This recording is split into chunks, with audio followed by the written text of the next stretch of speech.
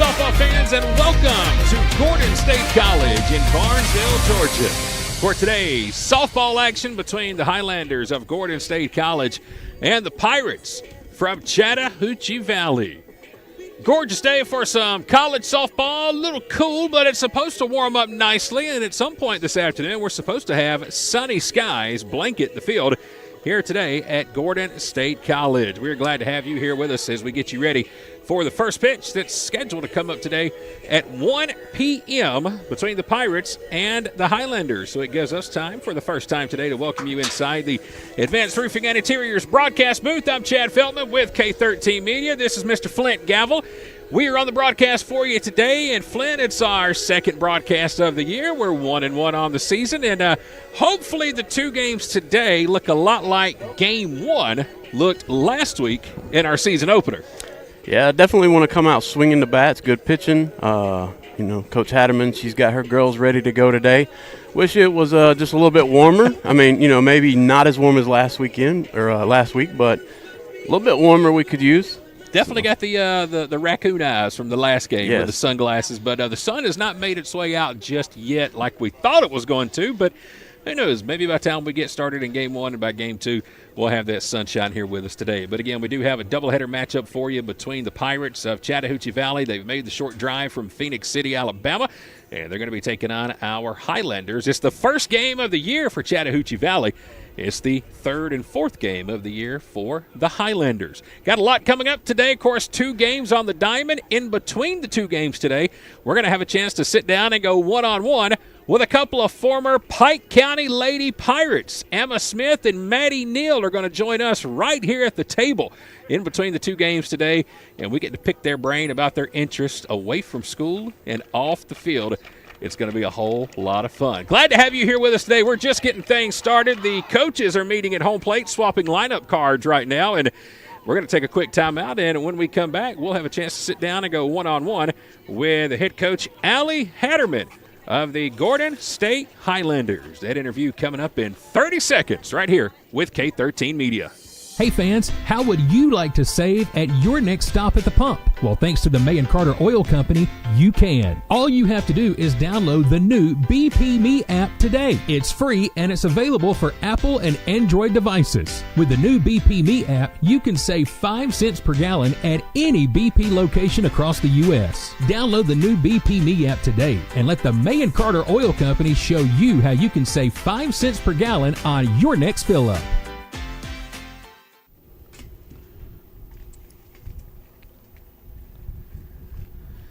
Well, it's almost time for the first pitch. Today, we are getting you ready for our afternoon doubleheader of Gordon State College Highlander softball. Welcome to the Advanced Roofing and Interiors broadcast booth. I'm Chad Feltman with K13 Media, joined by head coach Allie Hatterman of the Highlanders here at Gordon State College. And, Coach, good to be back home once again. They said it was going to be warm today. I'm still waiting on that warmth to kick in. It's a little chilly here this morning. It is. The sun's out, but so's the wind. So yes.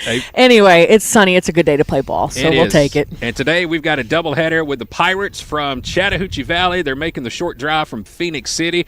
Their first game of the year coming into the contest, but for your team, it's game number 3 and 4 today. And let's first walk through last game. We split our first couple of games, a win in Game 1, and kind of had the wheels fall off in Game 2 last week. A little bit, yeah. Gaston really hit the ball pretty good, and there wasn't much we can do. Our pitching ran out, and we just tried to battle the best we could. So I saw in the first 2 games of the season a lot of different names, a lot of different faces in different places. Is that kind of how doubleheaders will work all season, or were you still kind of tinkering around with some things? Still trying to figure some things out. Okay. But like I said previously, this squad here, they're pretty even player for player. So they're really, it's got to be who's going to come up and take that number 1 spot in the position. We're trying to figure that out yet. So. Almost like 2 teams in 1. Yeah, exactly. All right, let's talk about real quick the big news yesterday, because I know you were extremely busy. It was National Signing Day across the area. I know you were busy catching you on your social media yesterday. You had some stops to make, and it looked like it was a pretty doggone good day for Gordon State softball yesterday afternoon. Tell us all about it. It was a good day. We had I believe 4 young ladies signed yesterday on National Signing Day. The rest of them signed back in November, but pretty much was making the trip up and down Highway 36 between Lamar County and Jackson. And we've got Macy Batchelor coming out of Jackson High School, who's a shortstop, who will do extremely well for us. And then 3 young ladies over here from Lamar that they've had great careers with Coach Oberg, and I'm super excited that they're staying home and being over here at us. I think a lot of people are too. I mean, it's such a long drive from Lamar County High School over here.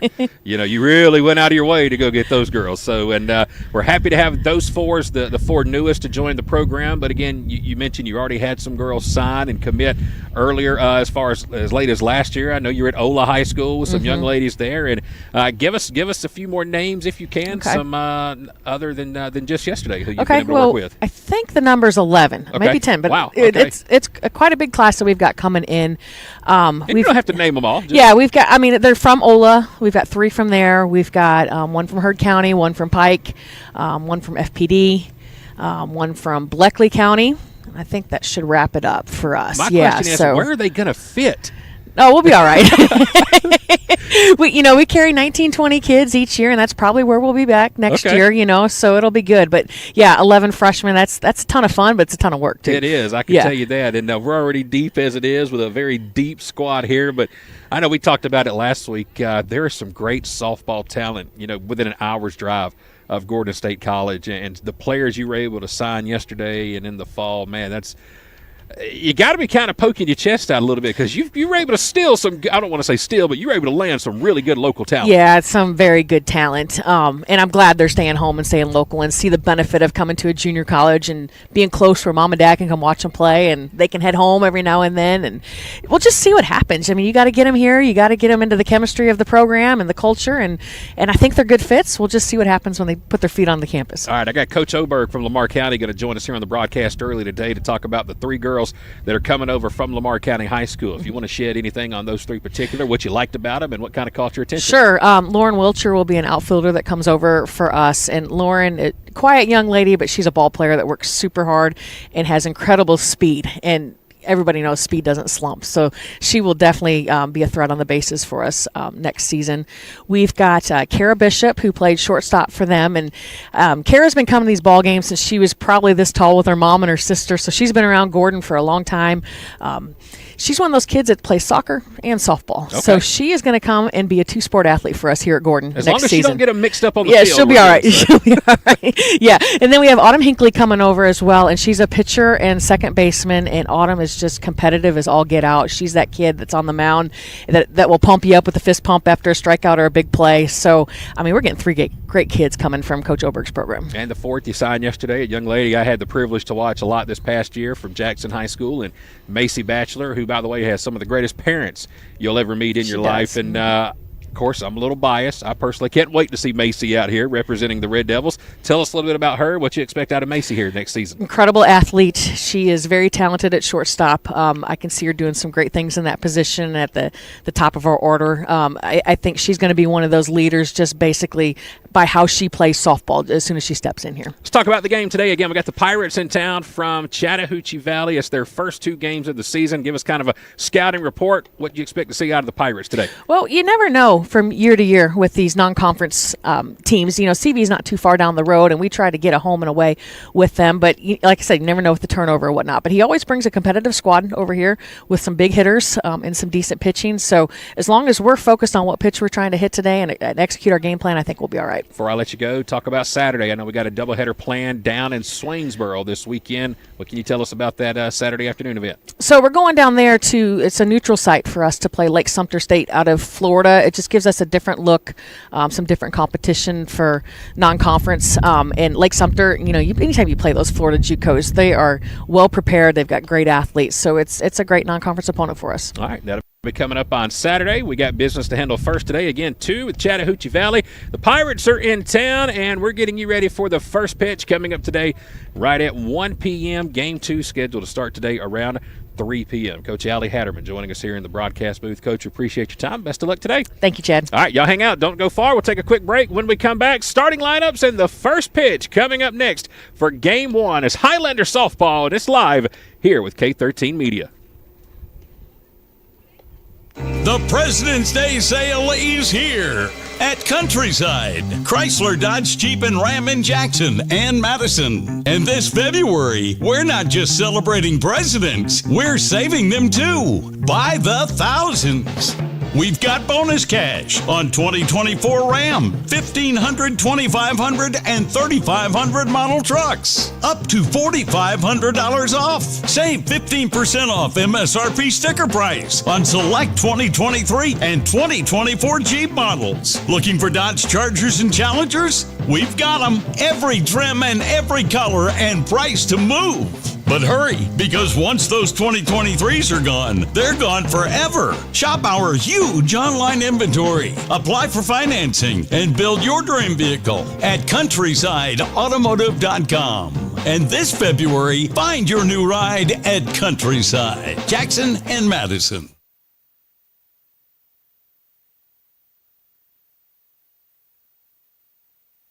Welcome back, everybody, to Gordon State College. We are getting you ready for Game 1 of our afternoon doubleheader with the Pirates and the Highlanders. Gordon State and Chattahoochee Valley getting ready to go at it this afternoon. And as you can see on your screen, the teams are lined up down the first base and third base line, and we should be ready for our national anthem here any second.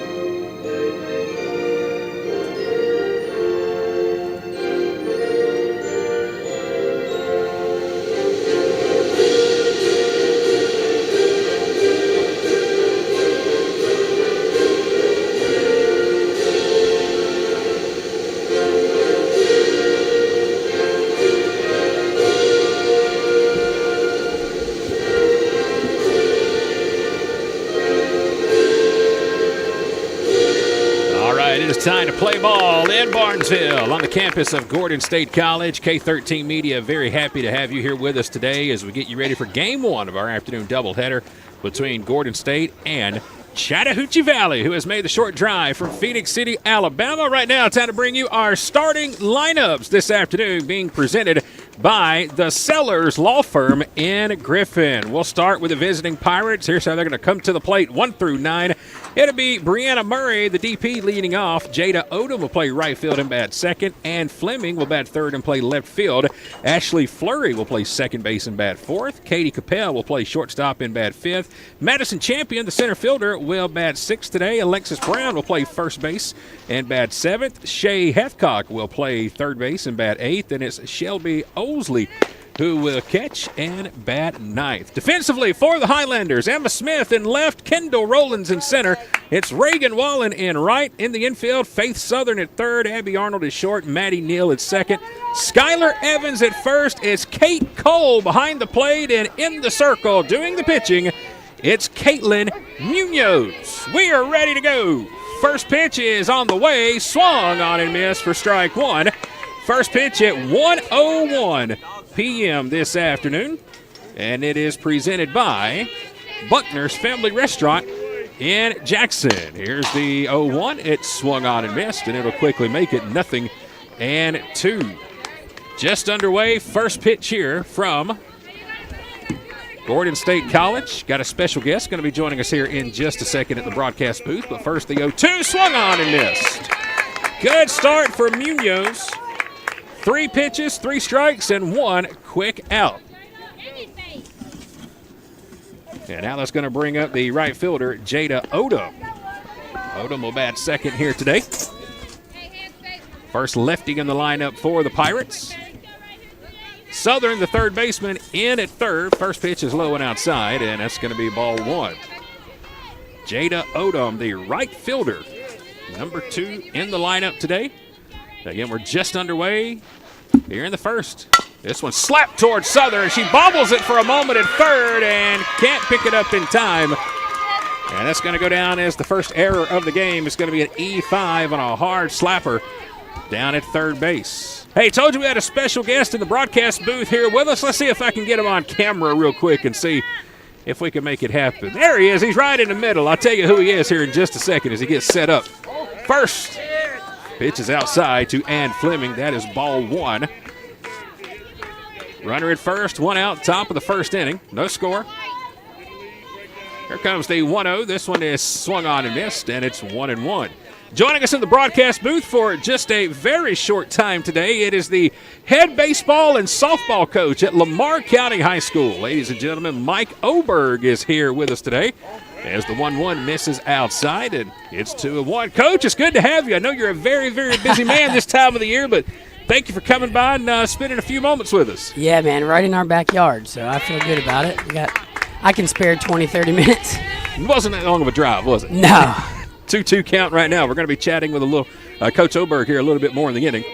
2-2 count to Fleming. One down runner at first. This one's fouled out of play, and it'll remain 2-2. Again, there's Coach Oberg right in the middle. Wave to everybody, Coach. There it is. Flint Gavels over here. I'm Chad Feltman with K13 Media, and we've got Coach Oberg here joining us at the broadcast booth because yesterday was National Signing Day, and 3 of his Trojans from Lamar County have signed to play here at Gordon. The 2-2 is fouled down the third base line.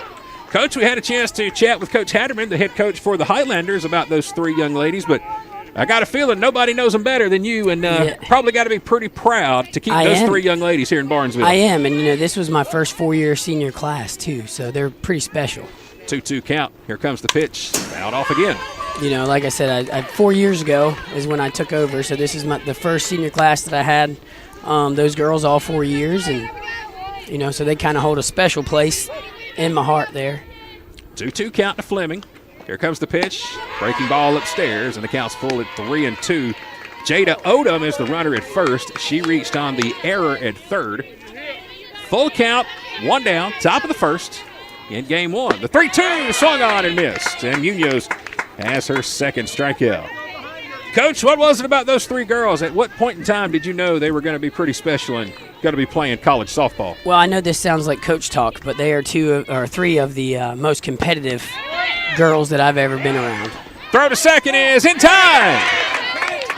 And Kate Cole throws out the runner, and that's going to wrap up the side here at the top of inning number 1. So a good start for the Highlanders. No scores. We get ready to go to the bottom of the first inning, and it gives us a few more moments now to chat with Coach Oberg, show him on the screen. And again, not just the head coach for softball, but also Lamar County baseball. And you guys are very busy. As a matter of fact, I believe you get things going today, right? We do. We have a scrimmage today. As soon as I leave here, I'm going to go cut some grass and get ready for it. That's something that I think all baseball and softball coaches just enjoy. Something about cutting grass is kind of like y'all's peace and getaway. It is your thinking time for sure. Some days it's good, some days it's bad.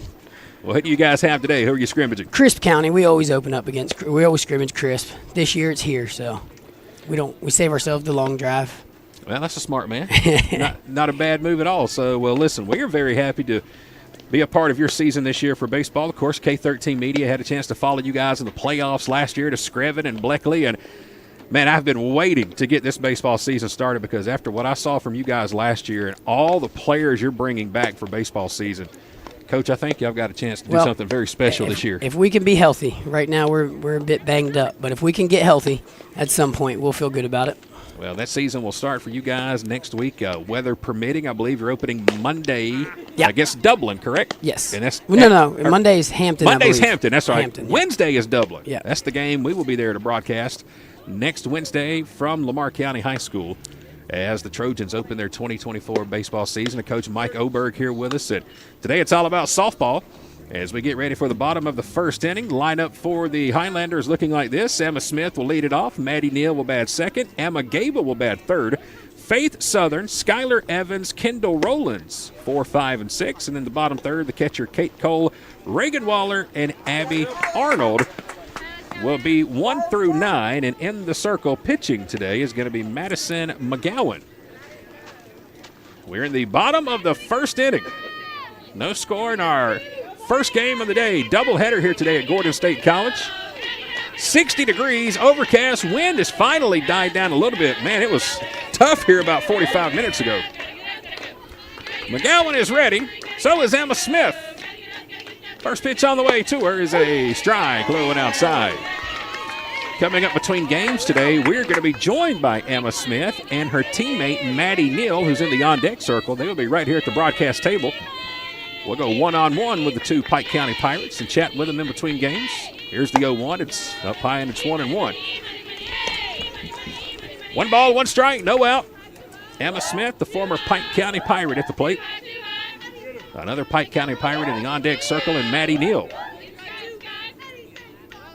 McGowan's ready, and here comes the 1-1 pitch. This one is slapped to third, and it'll be put away easy for out number 1. Coach, what is it about this Gordon State program that you love? And of course, Coach Hatterman has been here forever. Man, Coach Hatterman's great. We have a great relationship being right here together.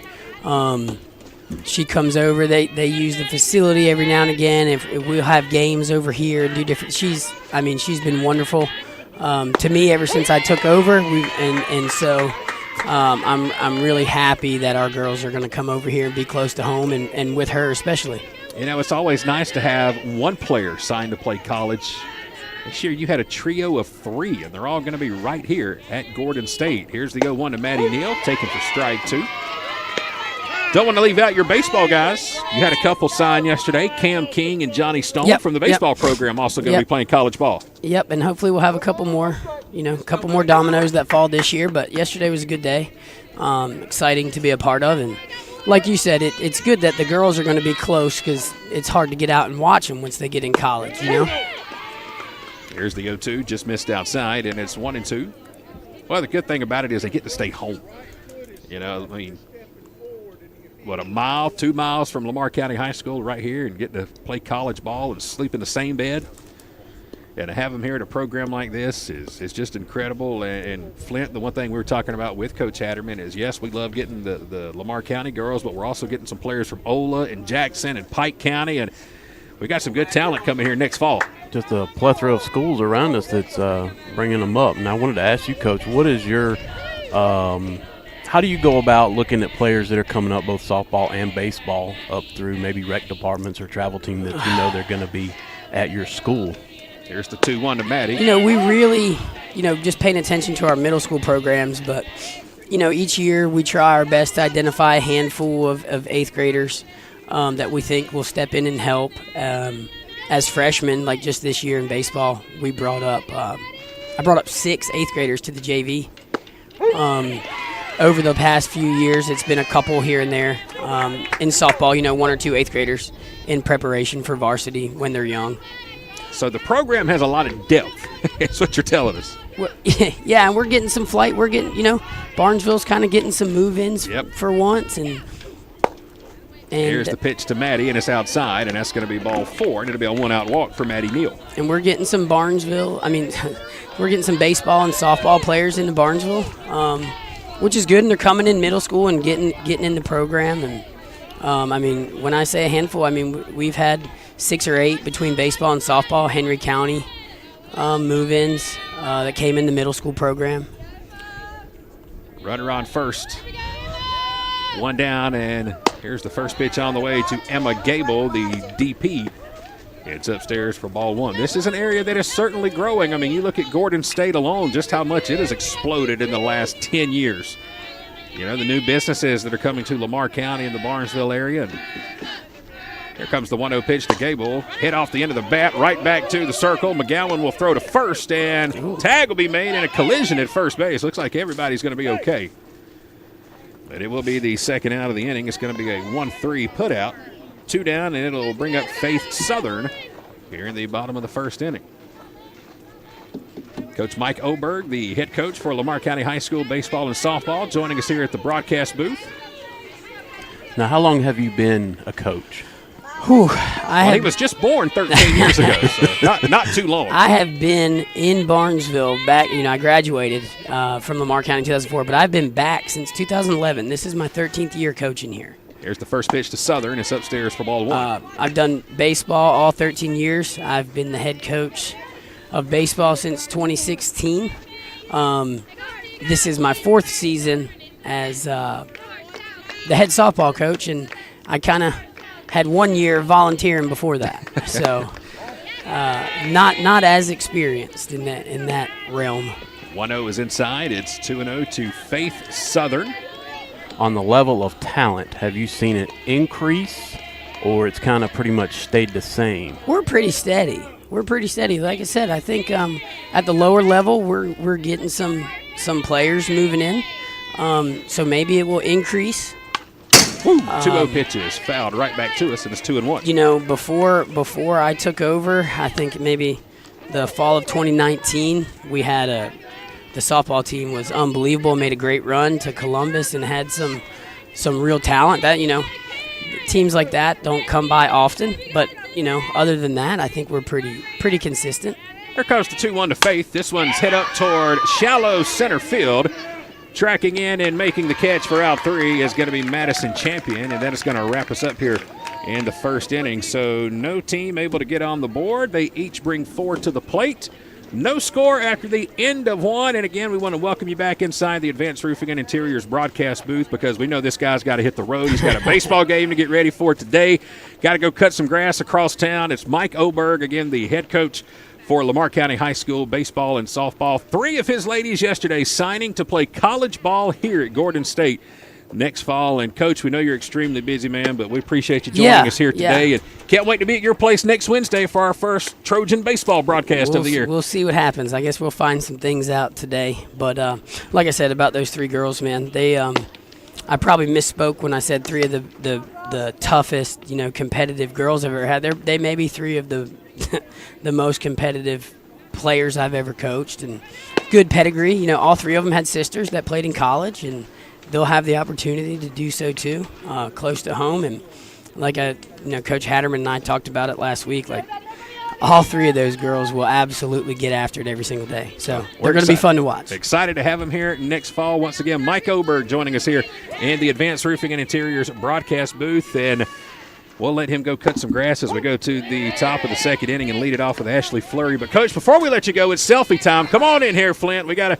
like everybody, every guest, we always got to take our selfies in here. So here's the 1-0. It's fouled out of play, and it's 1-1. Appreciate you joining us. Best of luck, man. And we look forward to seeing you next week, man. I'll see you next week. Enjoy that grass cutting. Yes, sir. He acts like it's work, but we know he loves it. So Mike Oberg joining us here in the broadcast booth. Glad to have Coach here with us today. And, again, very excited to have 3 of the Lady Trojans signing yesterday to come play softball with us here in the fall from Lamar County High School. Great program over there at Lamar County High. Coach Oberg does a great job with it, and glad to have him here with us for a few moments. There's another strikeout. That is strikeout number 3 already for Munoz.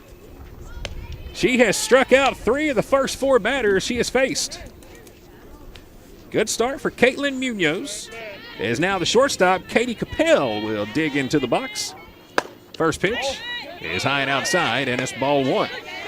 Very excited to get over there, Flint, next week for Lamar County Baseball. Again, I had a chance to cover those guys in the playoffs last year in Screven and down at Bleckley County as the 1-0 was swung on and missed. And the guys they got coming back, again, Cam King, all-state player.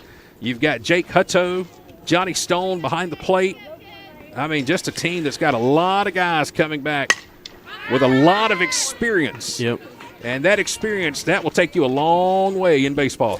I went to school with Johnny's parents, both of them.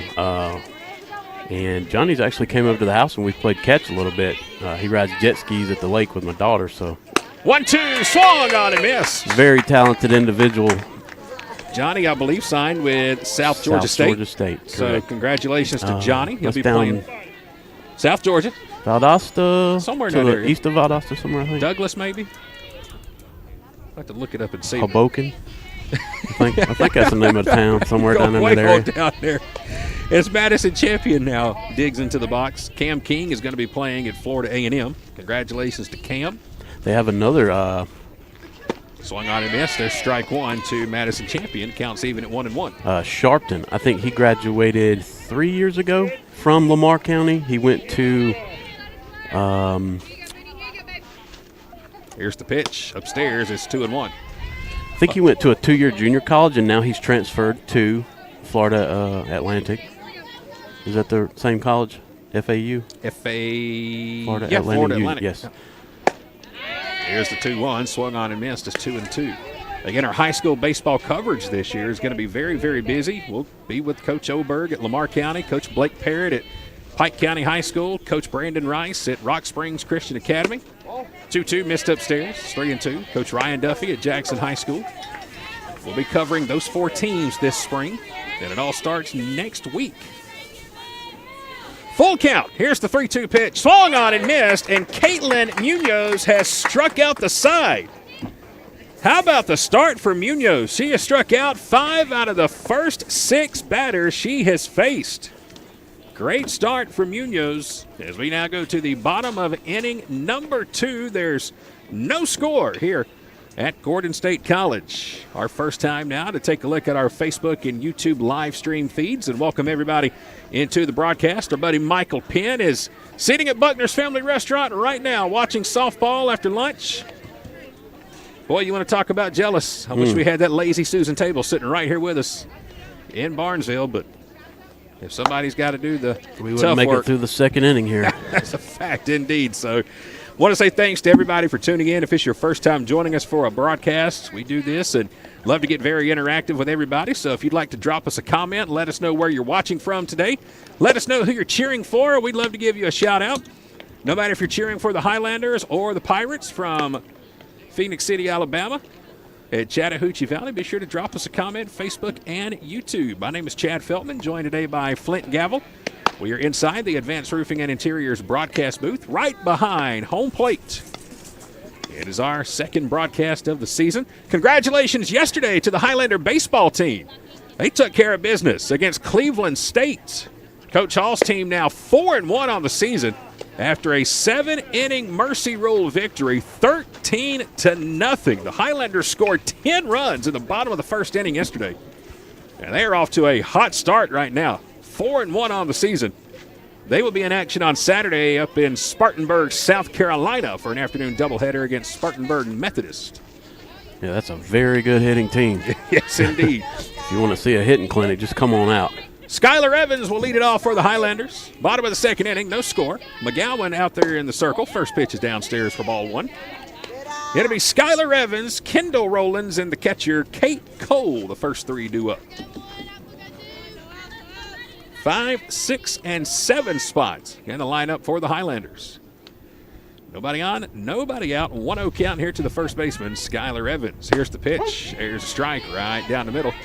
And that's going to even the count at 1-1. Evans, the first baseman. Rowlands, the center fielder. Kate Cole, the catcher. And they're all facing McGowan, who's in the circle right now. Madison McGowan, wearing number 12. Here's the wind and the 1-1. This one's hit hard out toward left center field. It's going to hit off the top of the fence. Big turn around first. Head first dive into second. And Skylar Evans has a leadoff double.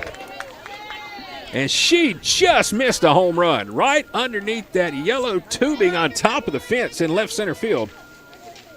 Skylar Evans has the first base hit of the day. And it'll put a runner in scoring position for the Highlanders now for the center fielder, Kendall Rowlands. That was a letter high fastball, and she got the good part of the bat on it. She didn't miss, that's for sure. So a runner at second with nobody out. First pitch on the way. Fastball at the belt. There's strike 1. Kendall Rowlands, again playing center field today for the Highlanders, wearing number 7. I think she's out of Locust Grove. That's what we're about to find out. Indeed, Locust Grove High School. Here comes the 0-1 pitch to her. Outside, and it's 1-1. And she's a freshman. Is that correct? She is correct. Yes. 5'1" freshman out of Locust Grove High School. Wearing number 7. Lucky number 7. Well, number 7 hit a home run in the baseball game yesterday for Gordon. And we have back-to-back home run dates. Here comes the 1-1 pitch. She tried to take it out there. Straightaway center. Champion will back up and make the catch. Evans is going to tag, and the throw is close, but not in time. Skylar Evans able to make it over to third. Long fly ball by Rowlands to straightaway center field. First out of the inning, and it'll bring up the catcher, Kate Cole. That'll go down as a sac fly. Cole out of Jones County High School. Greyhound. Front of the box. Runner at third, one out, bottom of the second. No score yet. First pitch on the way here to Cole. Swung right through it. And it's 0-1. Again, a leadoff double here in the bottom of the second by Skylar Evans. And then she tags on the deep fly ball to center. She's at third. 60 feet away from scoring the first run of the game. Here comes the 0-1 pitch. This one right at the belt and called a ball. Woo! Not sure where that one's at. Man, good pitch from McGowan. That was a belt-high pitch right down the middle, but I guess a little high maybe.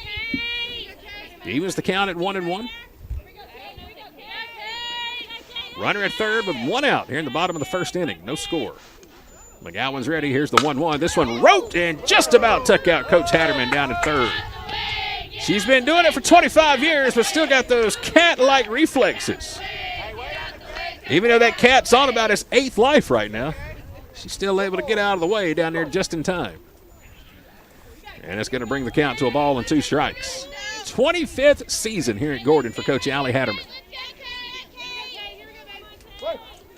And I can honestly say I've yet to hear a bad word about Coach Allie.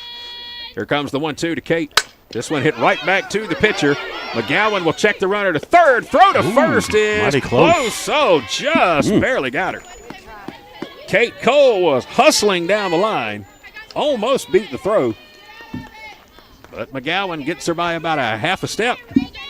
And there's now 2 down, and it's going to bring up the right fielder, Reagan Waller.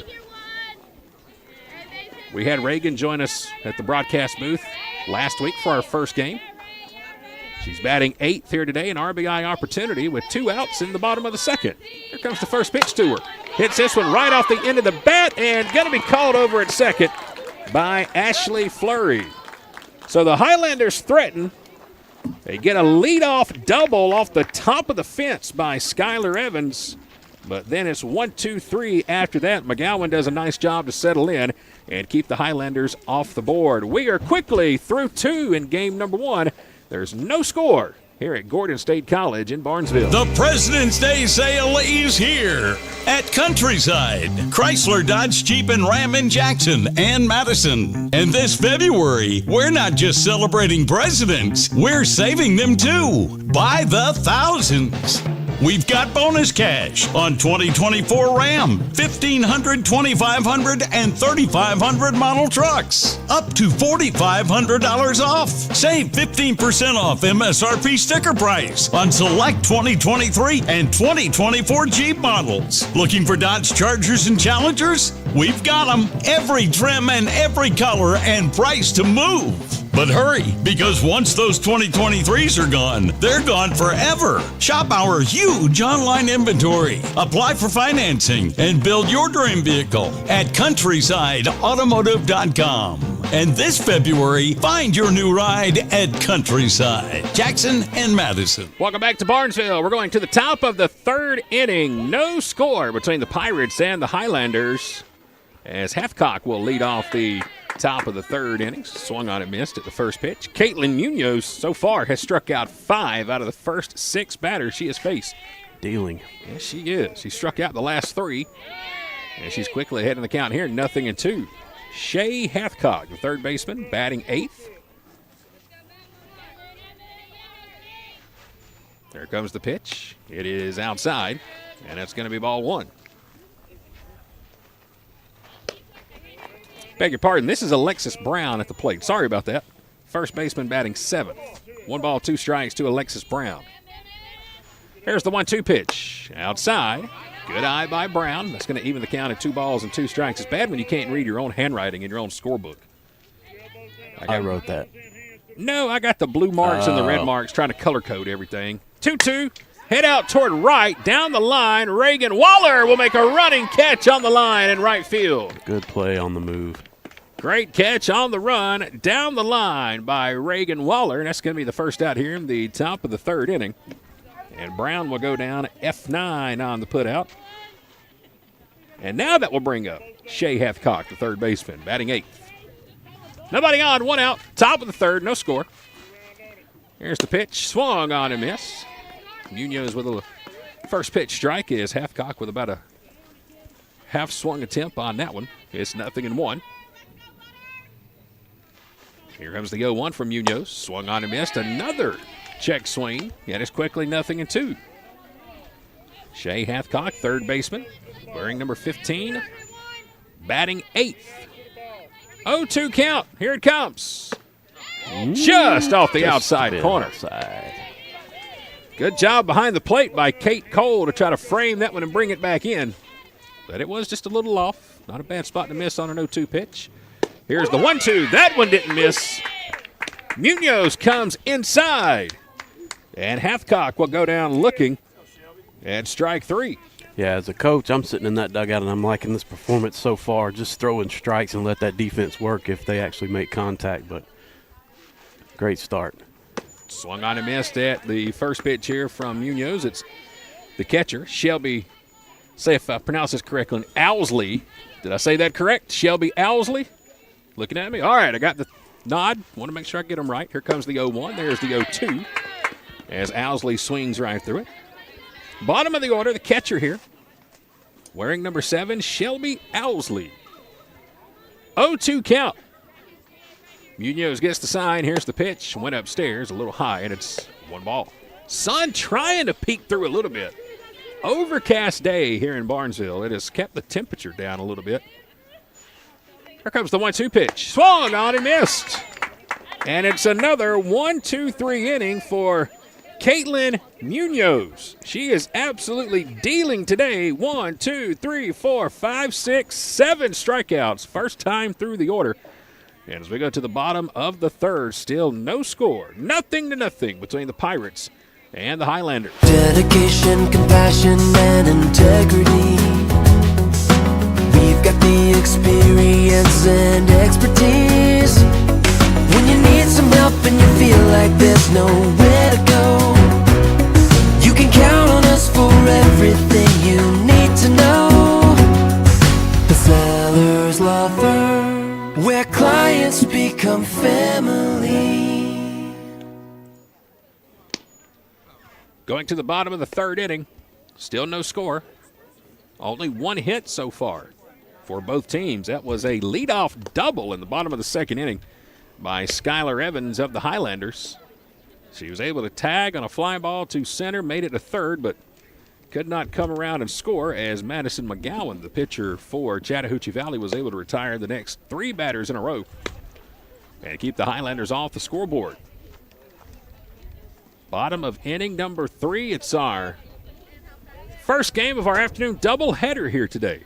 First game of the season for Chattahoochee Valley. Want to welcome him into town from Phoenix City, Alabama. Glad to have him here with us today. 61 degrees right now at the ballpark. Overcast skies. Wind has died down a little bit. And we are going to the bottom of the third inning. And it's going to be the bottom of the order here to lead it off for the Highlanders. Abby Arnold, the shortstop, will lead it off. Then it's back to the top of the order with Emma Smith and Maddie Neal. They are the first 3 due up. Here in the bottom of the third inning. McGowan gets her sign. Here's the wind and the pitch. Bunt shown and way inside for ball 1. Arnold had to jump out of the way not to get hit by that one. Abby Arnold at the plate out of Piedmont Academy. 5'5" freshman. They play some pretty doggone good softball over there, too. I think 2 years in a row they've won. Here comes the 1-0 pitch to her. Low and inside, and it's 2-0.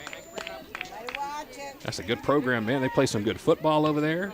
Softball has always been exceptional. Their girls' basketball program, too, has always been incredibly good. Yeah, and to be such a small school, they have a lot of very good, talented players that go there. Here comes the 2-0 pitch. This one is hit high. It's hit deep. It's going. Abby Arnold with a leadoff homer to deep left field. No doubt about it. She gets a big bear hug at home plate from Emma Smith and Maddie Neal. And the Highlanders are on the board. She took the 2-0 pitch, deep left field.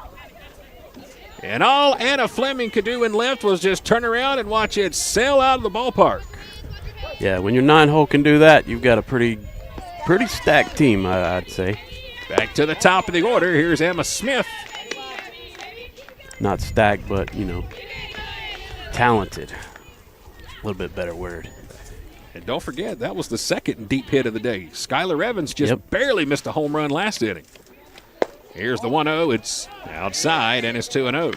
Skylar had a leadoff double that hit just below that yellow tubing off the fence in left center field. Just barely missed a home run. Arnold didn't miss that one. 2-0 count here to Emma Smith. Pitch is hit softly, shallow center field, and in to make the catch is going to be Madison Champion. Champion, the center fielder, was playing way in, almost on the edge of the grass in the dirt in center. And that'll be the first out of the inning. Yeah, if she was playing normal, that would have dropped. It's going to bring up Maddie Neal. She walked her first time up. Another lefty in the lineup. First pitch, she'll go opposite field. This one slicing out toward left, and making the catch is going to be Anna Fleming for the second out. Good footwork out there by Fleming to track that one toward the line. And that's the second out here in the bottom of the third inning. So after the leadoff home run, it's back-to-back flyouts. And now it's going to bring up the DP, Emma Gable.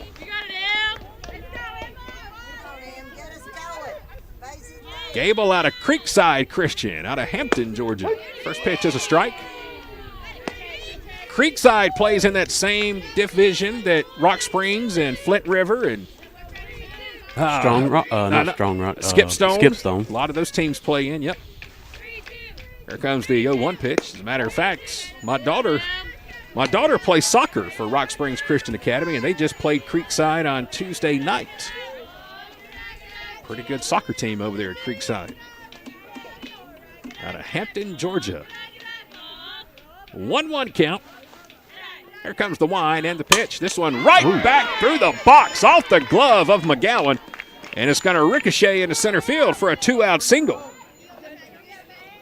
That's one of those I wish we had the old exit velocity meter on, because it was absolutely skyrocketed right back through the box, off the glove. McGowan almost made a great catch. I got mine right here. Yeah. 88. I'll go with that. Exit velo. So a 2-out single will put a runner at first, and this will bring up Faith Southern, the third baseman. Faith is out of Union Grove High School in McDonough, a former Wolverine. First pitch on the way to her is hit out toward left center. She absolutely smokes this one. It's going to one-hop the fence. Southern around first. She's going to have a 2-out double, and that's going to allow Gable to go from first to third. First pitch swinging, Faith Southern tattoos one out toward left center field, and it's back-to-back hits for the Highlanders here in the bottom of the third, and here comes Skylar Evans. Skylar just about sent a home run herself her last time up. That's what you want your team to do. You got a pitcher that's pitching a gym, and get her some runs to work with. Big opportunity here for Evans. Runners on second and third with 2 outs in the bottom of the third. First pitch on the way. Here's a strike at the knees. Want to welcome Randy Llewellyn in today. He's watching from Baldwin, Georgia. Glad to have Randy on the Facebook feed with us here today. We're live on Facebook and YouTube. Glad to have all of you here with us. Here comes the 0-1, high and outside, and it's 1-1. Feel free to drop us a comment throughout the broadcast here today. Let us know where you're watching from. Michael Penn's watching around the Lazy Susan tables at Buckner's Family Restaurant. Lucky dog. They also have to go. Yes, they do. Here comes the 1-1 to Skylar. Popped up in the infield, over on the right side. Who wants it? It's going to be the first baseman, Alexis Brown, who will make the catch for the third out. So Evans pops one up on the right side, and F3 on the putout, and that'll do it here in the bottom of the third inning. Highlanders leave a couple stranded, but it's Gordon State who strikes first. A home run off the bat of Abby Arnold has put Gordon State on top of Chattahoochee Valley by a score of 1-0 as we get ready to go to the top of inning number 4. Hey fans, how would you like to save at your next stop at the pump? Well, thanks to the May & Carter Oil Company, you can. All you have to do is download the new BP Me app today. It's free and it's available for Apple and Android devices. With the new BP Me app, you can save 5 cents per gallon at any BP location across the U.S. Download the new BP Me app today and let the May & Carter Oil Company show you how you can save 5 cents per gallon on your next fill-up. Welcome back to Barnesville. We're on the campus of Gordon State College. It's Highlander softball presented by the May & Carter Oil Company. We are in the top of the 4th inning. Boy, this one's scooting right along. First pitch was at 1:01. We're going to the top of the 4th in a 1-0 ball game. And it's back to the top of the order here for the Pirates. Caitlin Munoz, the Gordon pitcher, has struck out 7 out of the first 9 batters. This one's hit off the fist and foul down the first base line, and is quickly 0-2. Brianna Murray, the DP, struck out to lead off the game. Again, 7 out of 9. Munoz has got it going on here today. Here comes the 0-2. This one spins outside and just missed the corner, and it's ball 1. A ball and 2 strikes. Munoz is ready. Here's the wind. Swung on and missed. Strikeout number 8. 1 up, 1 down here in the top of the 4th inning, and it's going to bring up the right fielder, Jada Odom. So far today, Odom is the only Pirate to reach base. She slapped one down to third in the first inning as she swings and misses here at the first pitch. She hit a line drive to third. It was booted around by Faith Southern. An E5 on the play, and so far it's been the only base runner. She foul tips the 0-1 into the mitt, and it's quickly 0-2. Yeah, that one handcuffed her. Come up and hit on her heel. I think it took a little bit higher bounce than she thought it was down at third base. 0-2's fouled out of play. You'll see that tag team effort at third this year between Faith Southern, Jordan Edwards, who was at third base our last game, had that great diving play to end the game last week. 0-2 just outside, and it's 1-2. 1 ball, 2 strikes, 1 out, nobody on, top of the 4th inning in a 1-0 ball game. Here comes the 1-2, swung on and missed. And that'll be strikeout number 9, second time today. That's the first time Odom will go down swinging. And the K's continue to rack up here on the score sheet. 9 strikeouts, 2 down, top of the 4th, and it's the left fielder, Ann Fleming. First pitch is slapped out towards short on 1 hop, picked up and thrown to first in time as Abby Arnold makes the routine play. Good stretch by Skylar Evans to get the out over at first, and that will do it for the Pirates here in the top of the 4th inning. Quick work once again, a 1-2-3, top of the 4th.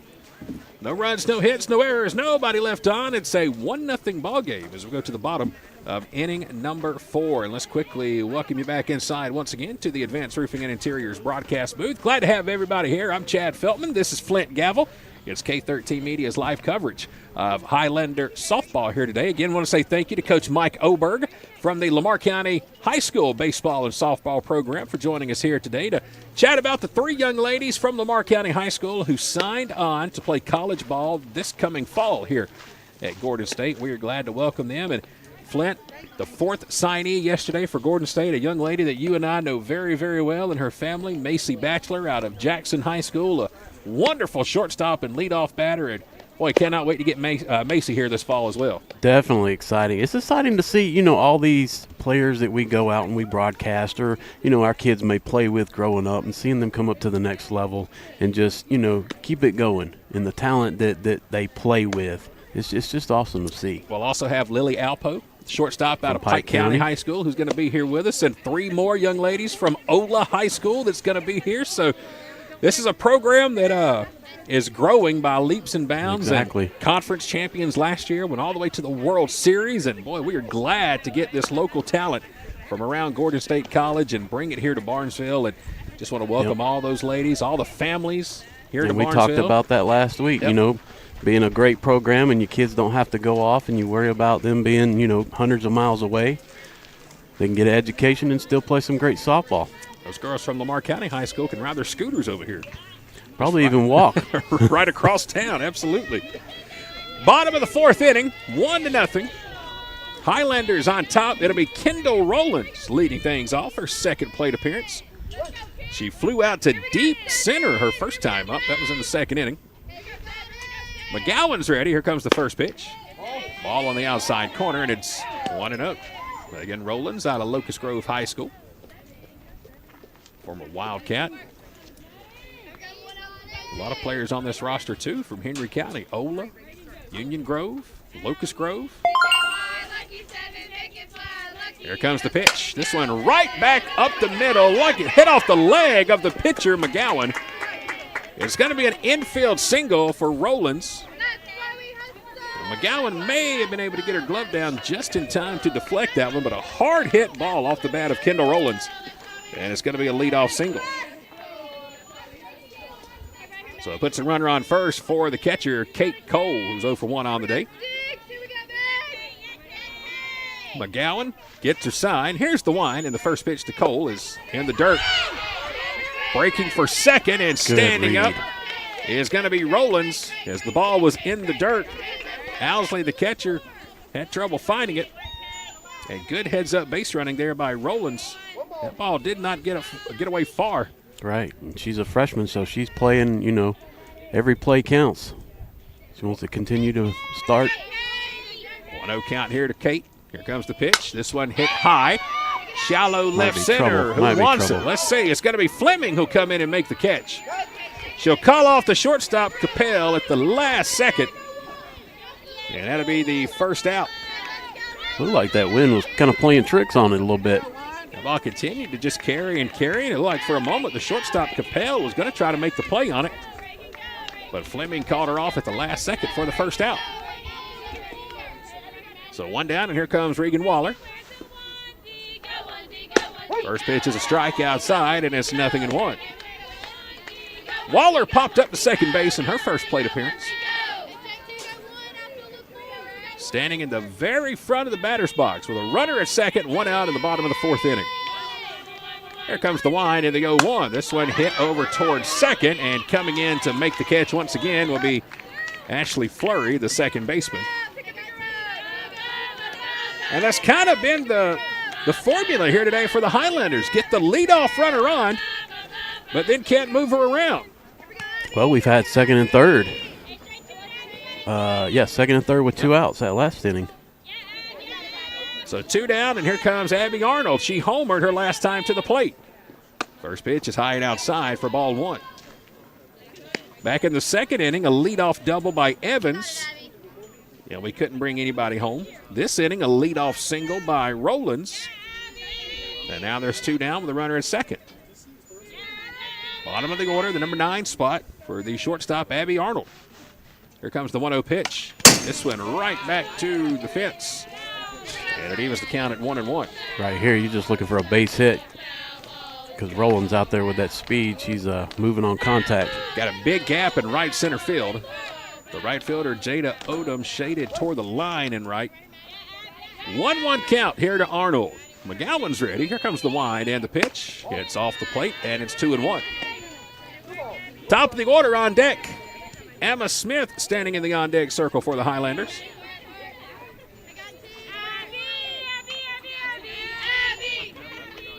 Two balls and a strike. Here's the wind and the pitch. Check swing, but she did not go, and it's 3-1. That's a hard pitch to lay off of. One that starts in the strike zone and finishes out and away. Got a few more folks on our Facebook feed. Going to get some shout-outs here after this 3-1 pitch. Here it comes. This one fouled off, and it's 3-2. So you've got Dana Montgomery cheering on Autumn Hinckley, who's going to be joining us from Lamar County High. Sue Binder is watching today from Michigan. How cool is that? I think it's the same temperature there as here. That's about right. Jennifer North with us. Here comes the 3-2 pitch. Upstairs for ball 4. Runner breaks for third, and she is in safely. And let's see now what happens with Arnold over at first. I don't know if that was a design steal or if we just caught a big break down there at third. Coach is wiping her brow on that one. So it's going to be a 2-out walk, puts runners on the corners, and here's Emma Smith. McGowan's ready. The first pitch. Runner takes off from first. Arnold will take second with no throw. So now they'll have runners at second and third again. That's the second time today. Highlanders have had runners on second and third with 2 outs. We had them like that also. Last inning. Here comes the 1-0 pitch. This one slapped right over the head, and Burr's got to get down for a hit. 1 run will come in and score. Kendall Rollins, going on the crack of the bat, will come in and score on an RBI single by Emma Smith. Hit it in the perfect spot as Shay Hathcock, the third baseman, was playing in. That ball just dropped right behind the bag at third. It's 2-0 Highlanders, and they're on the corners again from Maddie Neal. Here comes the first pitch. There's a strike. Emma Smith will break for second with no throw. We got Wanda Maxwell tuned in today from Clarksville, Georgia on the Facebook feed. Thank you, Wanda. Here comes the 0-1 pitch upstairs, and it's 1-1. Glad to have everybody tuned in today on Facebook and YouTube. Hey, listen, the biggest thing all of you could do for us is absolutely free, and it's very easy to do. Just hit share. Let everybody know the Highlanders are live on the air today. Here's the 1-1 to Maddie Neal. It's outside, and it's 2-1. Trying to grow this broadcast for Gordon State College. Had a great baseball day yesterday. Off to a good start for softball today.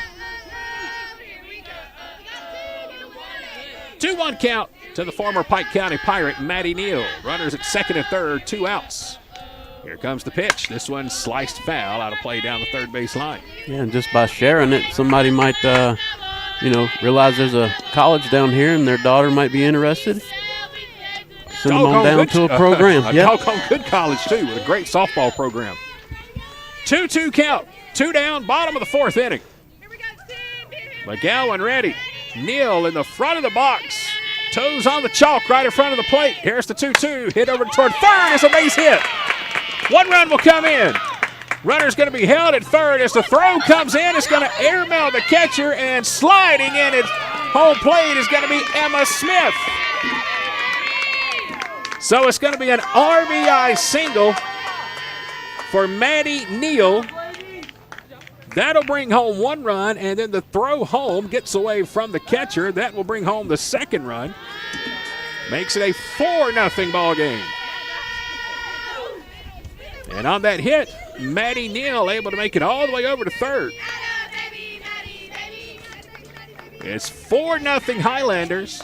They've put a 3 spot on the board here in the bottom of the 4th. Still a runner at third with 2 outs, and here's the DP, Emma Gable. She singled her last time to the plate. Here comes the first pitch to her. It's outside for ball 1. 4-0, bottom of the 4th inning. Highlanders lead it. Caitlin Munoz, the pitcher for the Highlanders, has struck out 9 out of the 12 batters she has faced so far. Here's the 1-0. This one hit out towards shallow left. Could be trouble. It's going to fall in front of Fleming. That's going to bring Maddie Neal home from third. And it's another RBI single. That's 3 in a row now by the Highlanders. I was just about to say the shortstop is playing over more toward the third base because we've been hitting that hole. And I think if she was playing in her normal depth, she might have been able to range back to get that one.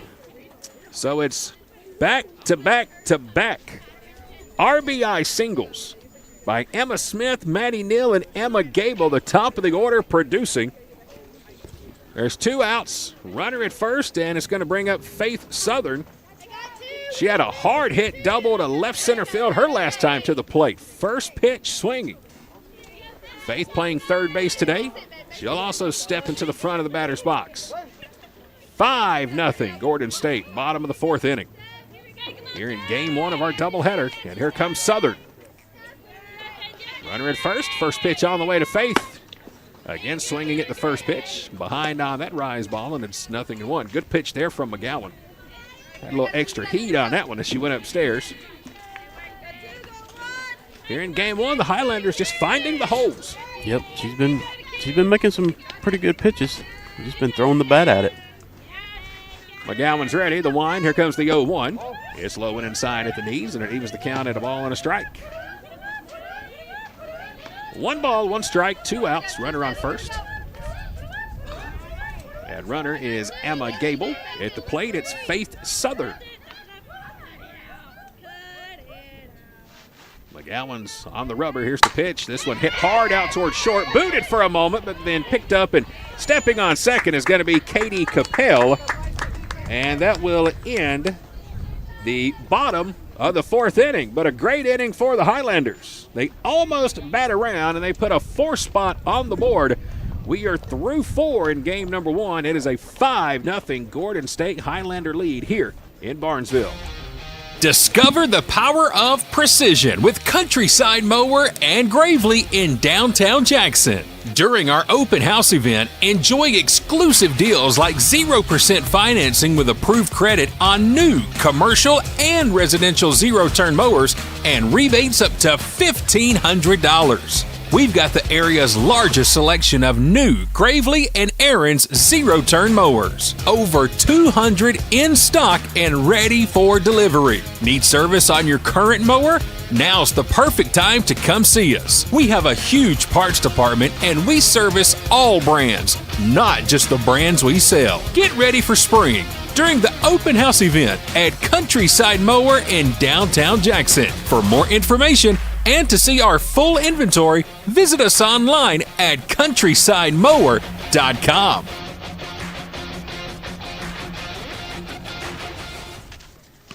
Welcome back to Barnesville. We're going to the top of the 5th inning. It is a 5-0 lead for the Highlanders. 4 spot in the bottom of the 4th for Gordon State.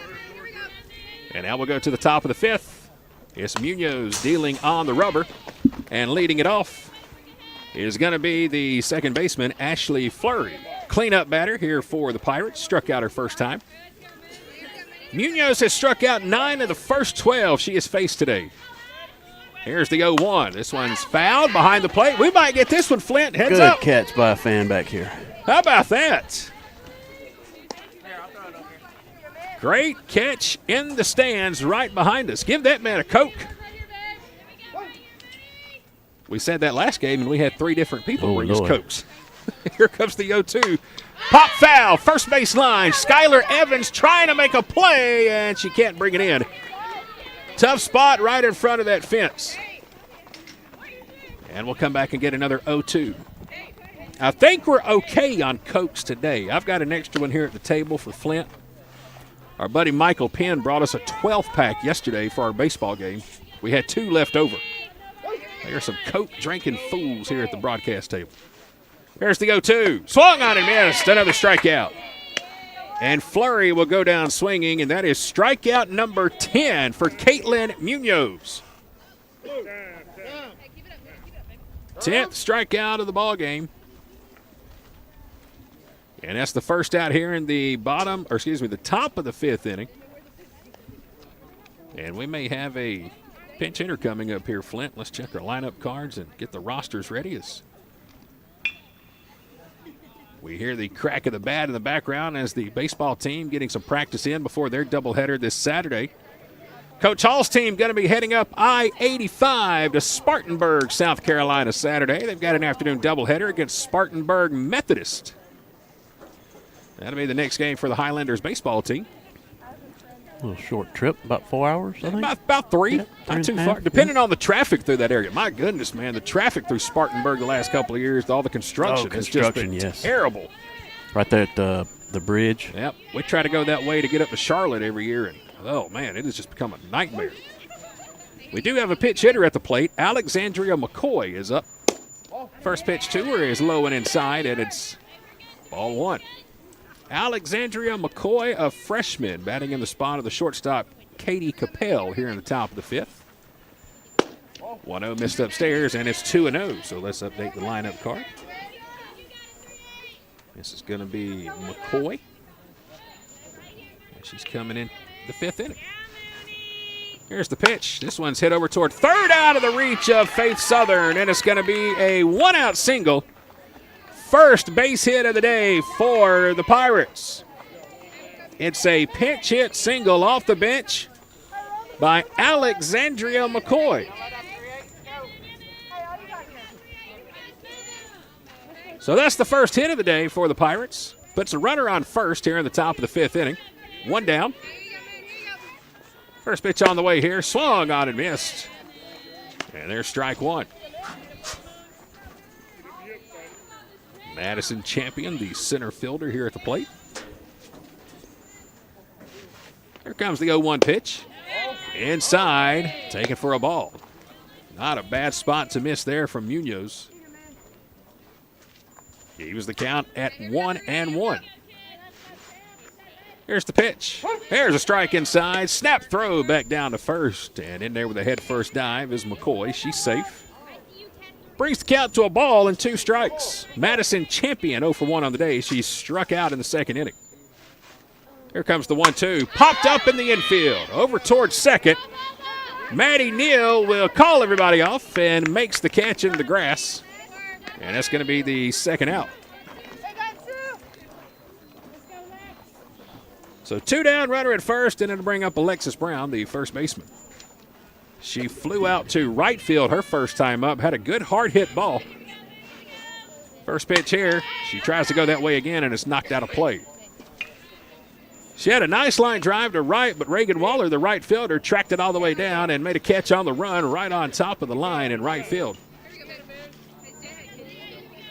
2 outs, runner on first in the top of the 5th. Here comes the 0-1 pitch. This one hits softly over towards second. Who wants it? It's going to be Maddie Neal making the catch right at the bag. And that will wrap up the side here in the top of the 5th inning. But Chattahoochee Valley does pick up its first hit of the ballgame, a pitch hit single by Alexandria McCoy. But she's stranded over at first. Yeah, we'll go to the bottom of the 5th inning. It is Gordon State holding on to a 5-0 lead. Today's coverage of Highlander softball being presented in part by our good friends at Advanced Roofing and Interiors. Big shout out to Thomas Boswell and the team for helping us bring you live coverage of Gordon State softball today. Of course, Advanced Roofing and Interiors there for all of your roofing needs, but they can also take care of all of your siding, your painting, your concrete, fencing, and so much more. Whatever you need done around the home or the office, be sure to contact Advanced Roofing and Interiors today, and be sure to check them out on Facebook as well. You can see recently completed projects and read real customer reviews. None of that AI stuff. This is the real deal from real happy customers from Advanced Roofing and Interiors. They've also got a storefront. Right here on Main Street, downtown Barnesville, they do, yeah. I haven't been in there, so I'm pretty sure they've got some decks and some chain link fences and roofing material you can go in and check out. See it in person, yeah. We'll go to the bottom of the 5th inning, and a new pitcher coming into the ballgame for Chattahoochee Valley. Going to get a lefty, a sophomore, Rebecca Hargrove. Will come in now. So she will replace today's starter, Madison McGowan, who goes 4. Madison was looking pretty good until that bottom of the 4th inning when the Highlanders hung 4 on the board. It was scoreless going into the bottom of the 3rd inning. Highlanders got 1 in the 3rd. A solo homer by Abby Arnold. And then we picked up 4 more in the bottom of the 4th inning. 4 singles in that 4th. Kendall Rowlands, Emma Smith, Maddie Neal, Emma Gable all had singles. And now we will head to the bottom of the 5th inning. And Skylar Evans, the first baseman, will lead it off. She is 1 for 2 on the day. Had a double in the 2nd. Right off the top of the left center field fence. First pitch from Hargrove. There's a strike that spins in on the outside corner, and it's 0-1. Only bad thing about the roster here I got from Chattahoochee Valley, it doesn't show me where these young ladies are from.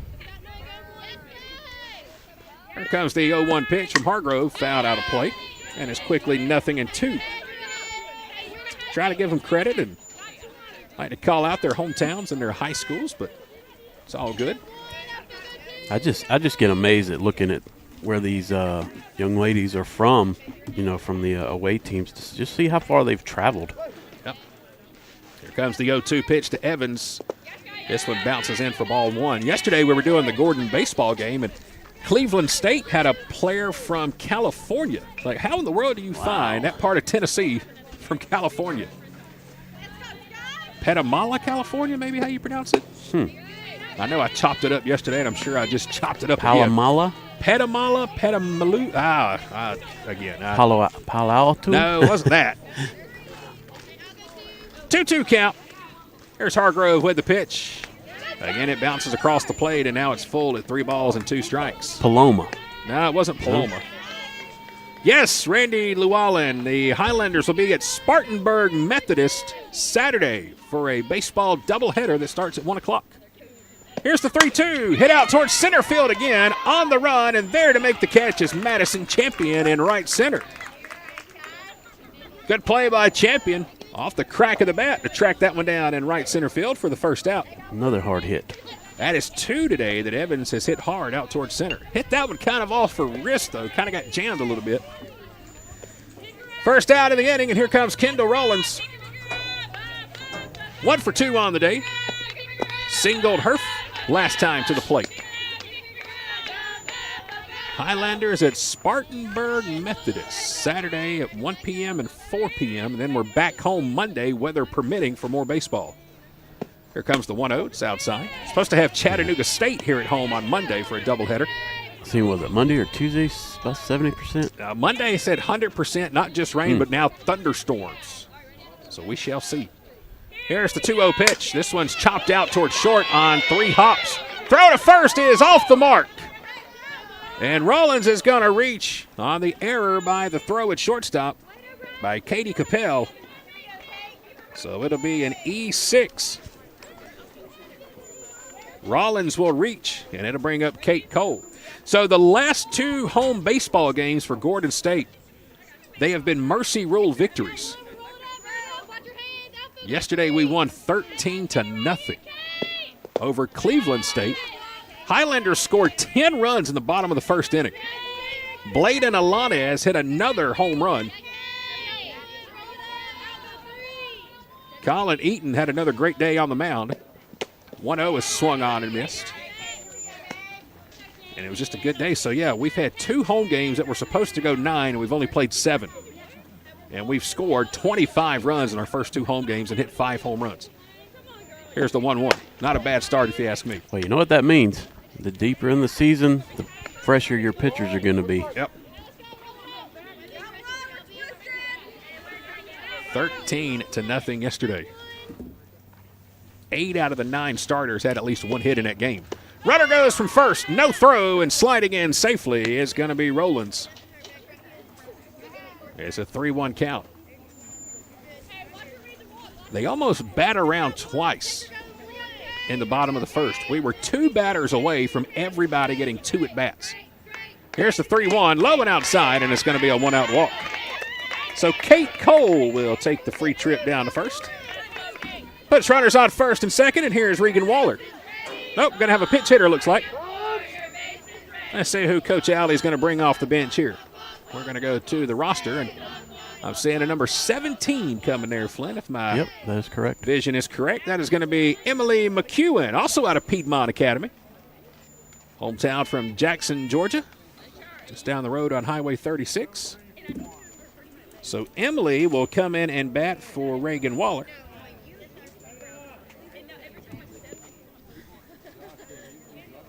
This will be her first plate appearance today. And she will step in and bat in the number 8 slot in the lineup. Emily McEwen, a 5'7" freshman out of Piedmont Academy, hometown of Jackson. That's another one of those Piedmont players that you were just thinking, man, if she could have been on that Jackson High School roster 2 years ago. You know, if she would have been that other piece with Caitlin Flanders. Yeah, you can always say what if. Who is the 2022 Georgia High School Association AAA Player of the Year. helped Jackson make it all the way to the championship game where they end up getting beat by, help me out here. Methodist. Methodist. Wesleyan. Wesleyan. Ain't that Methodist? I think it's just Wesleyan. Wesleyan. So we're going to have a new pitcher coming to the ball game as well. That's going to be it for Hargrove. And coming off the bench now to pitch here for the Pirates is going to be number 3. This is going to be Mackenzie Childs, another freshman, and another righty that will come in. So new pitcher, new hitter coming into the lineup. We're in the bottom of the 5th inning. It's a 5-0 lead for the Highlanders. It's game 1 of our afternoon doubleheader here today. Game 2 scheduled to start around 3 o'clock this afternoon. I want to thank everybody for tuning in and joining us here today for the broadcast. Told you that the Highlander baseball team is in Spartanburg on Saturday. Well, this very same Highlander softball team will also be in action Saturday. They will be in Swainsboro, Georgia, about 2 hours southeast of Gordon State College. Going to be taking on Lake Sumter State College. They'll make the trip north from Florida to play that doubleheader at a neutral site on Saturday, 1 p.m. and 3 p.m. And taking a look at the forecast for Saturday, they should be able to get those games in because that front is going to hit northwest Georgia first. And it shouldn't hit that part of the state until late Saturday evening. So I wonder if that's some kind of jamboree, where they have just about 3 or 4 teams. From what Coach Alley was telling me, it's just a neutral site for a doubleheader. First pitch to McEwen is upstairs, and it's ball 1. Guess to kind of spread the gas around. Yeah, exactly. Of course, East Georgia State is in our conference. We will play them a couple of times this year. Runners on first and second with 1 out. Here comes the 1-0 to McEwen. There's a strike on the outside corner, going to even the count at 1-1. 1 ball, 1 strike, 1 out. Bottom of the 5th. Runners on first and second for the Highlanders. As McEwen will dig in, this one rolls across the plate, and it brings the count to 2 balls and 1 strike. Again, the new pitcher out there is number 3, Mackenzie Childs, the right-handed freshman. 3rd pitcher of the ball game here for Chattahoochee Valley. 2-1 pitch is on the way. This one grounded foul, and it'll leave the count at 2-2. And if I'm not mistaken, these 2 teams will also play again this year. Let's check on down the schedule and see. Yeah, I think we play there. I think Coach Alley said it's a home-and-home series. I'm trying to find where it's at. I'm not seeing it. 2-2 pitch to McEwen. Got her in the knee, and it's going to load the bases. So McEwen is hit by a pitch on a 2-2 count. And that would load the bases for the number 9 batter, Abby Arnold. Solo homer in the bottom of the 3rd. I thought there was going to be a home-and-home series, but I did not see another matchup with Chattahoochee Valley on the schedule. I guess they play here this year. We play there next year. Bases loaded. First pitch to Abby is inside, and it's ball 1. Yep, this is it. So a doubleheader here today. Happy to have them here with us. Short drive out of Phoenix City. Their first game of the year. Here's the 1-0. Upstairs, it's 2-0. Again, we're down in Swainsboro for a doubleheader on Saturday. Here's the 2-0 pitch. This one grounded foul down the 3rd baseline, and it's 2-1. Chattahoochee Valley will be down in Cuthbert, Georgia, on Saturday for an afternoon doubleheader against Andrew College. Andrew College. We just played Andrew last night in basketball. Came down to the wire. But they were able to beat us. This one fouled off. It's 2-2. Highlander basketball team trailed by 12 3 separate occasions last night. And were able to get it all the way down to a 1-point deficit late in that ball game. But Andrew beat us by 5 at the end of the night. 2-2 pitch. Here it comes. Way upstairs, and the count's full. 3-2. Nowhere to put her. They're loaded here in the bottom of the 5th inning. 3 balls, 2 strikes, 1 out. Bases loaded for the Highlanders. Bottom of the order. It's Abby Arnold at the plate. Childs is ready. The 3-2 upstairs, and it's ball 4. It'll be a walk and an RBI for Abby Arnold. And that'll make it a 6-0 ball game. We'll update the scoreboard here. And let's see, we've got Coach Alley coming down to the home plate umpire. We're going to have a number 10, maybe. Well, it's yep. It's 4. All right. 4 for 2. So batting for Emma Smith here in the bottom of the 5th inning is going to be Joni Littlejohn, freshman out of Habersham Central. Had a great first game at shortstop last week. Had 7 putouts at shortstop in game 1 of that doubleheader against Gaston College. Very good defense on that day. 3-2 victory, yep. So here's Joni, first plate appearance of the day. They're loaded. First pitch on the way is a strike down the middle. Beautiful Habersham County. Is that Tallulah Gorge area? I'm not sure about that. Here comes the 0-1 pitch. Low and inside for ball 1.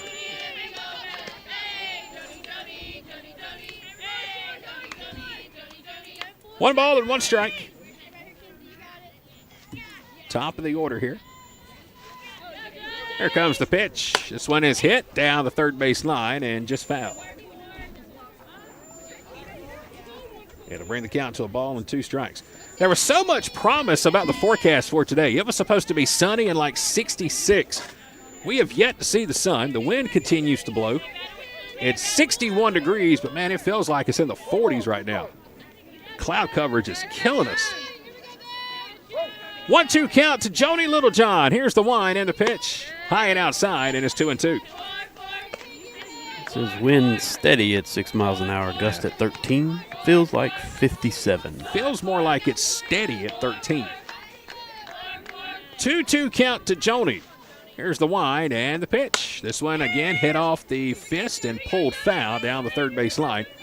And we'll see another 2-2. 2 balls, 2 strikes, 1 out, bases loaded. Bottom of inning number 5 and a 5-0 game for the Highlanders. Joni Littlejohn at the plate, her first plate appearance. Here's the 2-2 pitch. Popped up in the infield. Will it get out of play? Let's see. Over toward the fence. And in front of the fans on the front row of the stands over here to our left. It'll bounce off that concrete, and we'll see another 2-2. Should be 6. Let's see here. We just plated a run. You're correct. My scoreboard does say 6. Scoreboard here only says 5, so it is 6-0. The 2-2 once again. This one smacked down the left field line and pulled foul. Joni was out in front of that one, but man, she had a good hack at it. There's a delay on our Facebook feed and YouTube feed, so that's what I was looking at. It's showing 5-0 on Facebook and YouTube. Now it'll update and show 6. There it is. And Randy just confirmed it is Tallulah. Just south of the gorge. Used to do some trout fishing up there on the Tallulah River back in the day. 2-2 count again. Here comes the pitch. This one smacked down the left field line, and it's going to hook foul. 20 years ago or so, and I was a senior at Jackson High School. We used to take our spring break trips up there toward Rabun County and Clayton, Georgia. And we used to walk down the Tallulah River trout fishing with bags of corn. Everybody else was heading to the beach. We were in the mountains. 2-2 pitch again. Popped up. Right side of the infield. Infield fly rule will be in effect. So that'll be the second out of the inning. As Joni will pop out over to second. Bases are still loaded. And it'll bring up Maddie Neal, the second baseman. Maddie had an RBI single her last time to the plate. She's got another opportunity here. They're loaded with 2 outs. First pitch on the way. There's a ball high and outside. Again, out there in the circle pitching here in the bottom of the 5th inning. It's the freshman, Mackenzie Childs. She came in relief of Hargrove. Here comes the 1-0 to Maddie. It's outside. It's 2-0. In between games today, we're going to be joined right here at the table by Emma Smith and Maddie Neal. A couple of former Pike County Pirates are going to join us. We're going to go one-on-one, presented by Countryside Chrysler, Dodge, Jeep, Ram, and Jackson. The 2-0 is high and tied, and it's 3-0. Going to talk to them about their favorite movies, favorite vacation spots, great memories of growing up in Pike County, favorite foods. We'll sit down and have a great chat with Maddie Neal and Emma Smith in between games right here. The 3-0 pitch is on the way, and it's downstairs. It's a 4-pitch walk. And Maddie will draw a bases-loaded walk and pick up her second RBI of the day. It's Gordon State's 4th walk. And we may have another pitching change here. No strikeouts. Yeah, they did good work in that count. 4 straight. And we are going to have another pitching change. This is going to be our 4th of the day. We'll update the scoreboard. It is now 7-0 Highlanders. This pitching change and call to the bullpen is being presented by Countryside Mower in Jackson. Discover the power of precision with Countryside Mower and Gravely in downtown Jackson. During our open house event, enjoy exclusive deals like 0% financing with approved credit on new commercial and residential zero-turn mowers and rebates up to $1,500. We've got the area's largest selection of new Gravely and Aaron's zero-turn mowers. Over 200 in stock and ready for delivery. Need service on your current mower?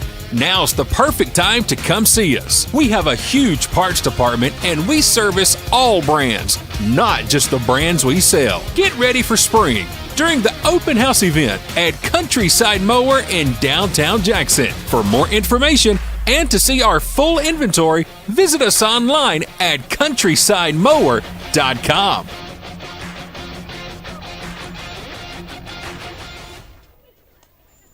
Well, one of the unique things about fast-pitch softball, when you're a starting pitcher, you get taken out of the game early. It doesn't necessarily mean your day is over with.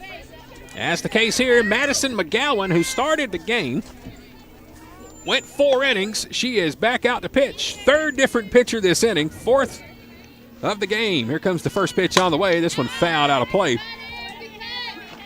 And it's strike 1 to the DP, Emma Gable. 2 for 3 on the day, 2 singles and an RBI. Bottom of the 5th inning, bases loaded, 2 outs. McGowan back out there on the rubber. 0-1 is outside, and it evens the count at 1-1. McGowan started the game great. Went first 2 innings. Only gave up 1 hit. No runs. Here's the pitch. It's upstairs. You know what? Let me correct myself real quick. I'm sorry. That is not McGowan that's out there. It's Brianna Murray, number 28. My apologies, ladies and gentlemen. It's Murray pitching.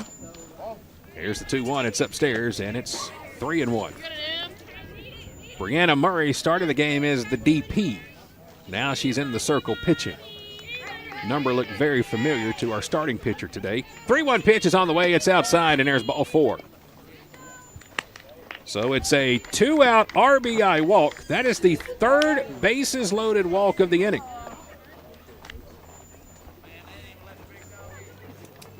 And that is going to be the end of the ball game here in game number 1. It's a Mercy Rule victory. 8-0. Yep, final score is going to be 8-0.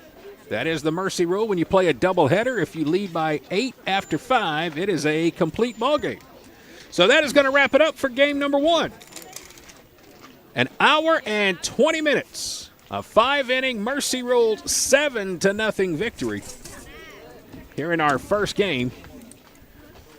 1 in the 3rd, 4 in the 4th, and 2 here in the bottom of the 5th inning. And that is how it will end in game number 1. It's 8-0. The Highlanders pick up their 2nd victory of the season by the Mercy Rule, and we welcome you back inside the Advanced Roofing and Interiors broadcast booth. I'm Chad Feltman. This is Flint Gavel. And Flint, before we get to our one-on-one interview between games, final thoughts on the first game here today. We came out and did what we had to do. Looks like 10 total strikeouts, and we had 0 strikeouts as a team and 6 walks. So definitely come out, work the pitch count, do what you need to do, put the ball in play, get the win. Come out second game, same mentality. Caitlin Munoz started the game for the Highlanders, struck out 10 of the 12 batters she faced, only gave up one single. And again, just lights out today for Munoz. She will get the win. Highlanders get the win, 8-0 here in game number 1 by the Mercy Rule. Now the team will hit the field, clean it up.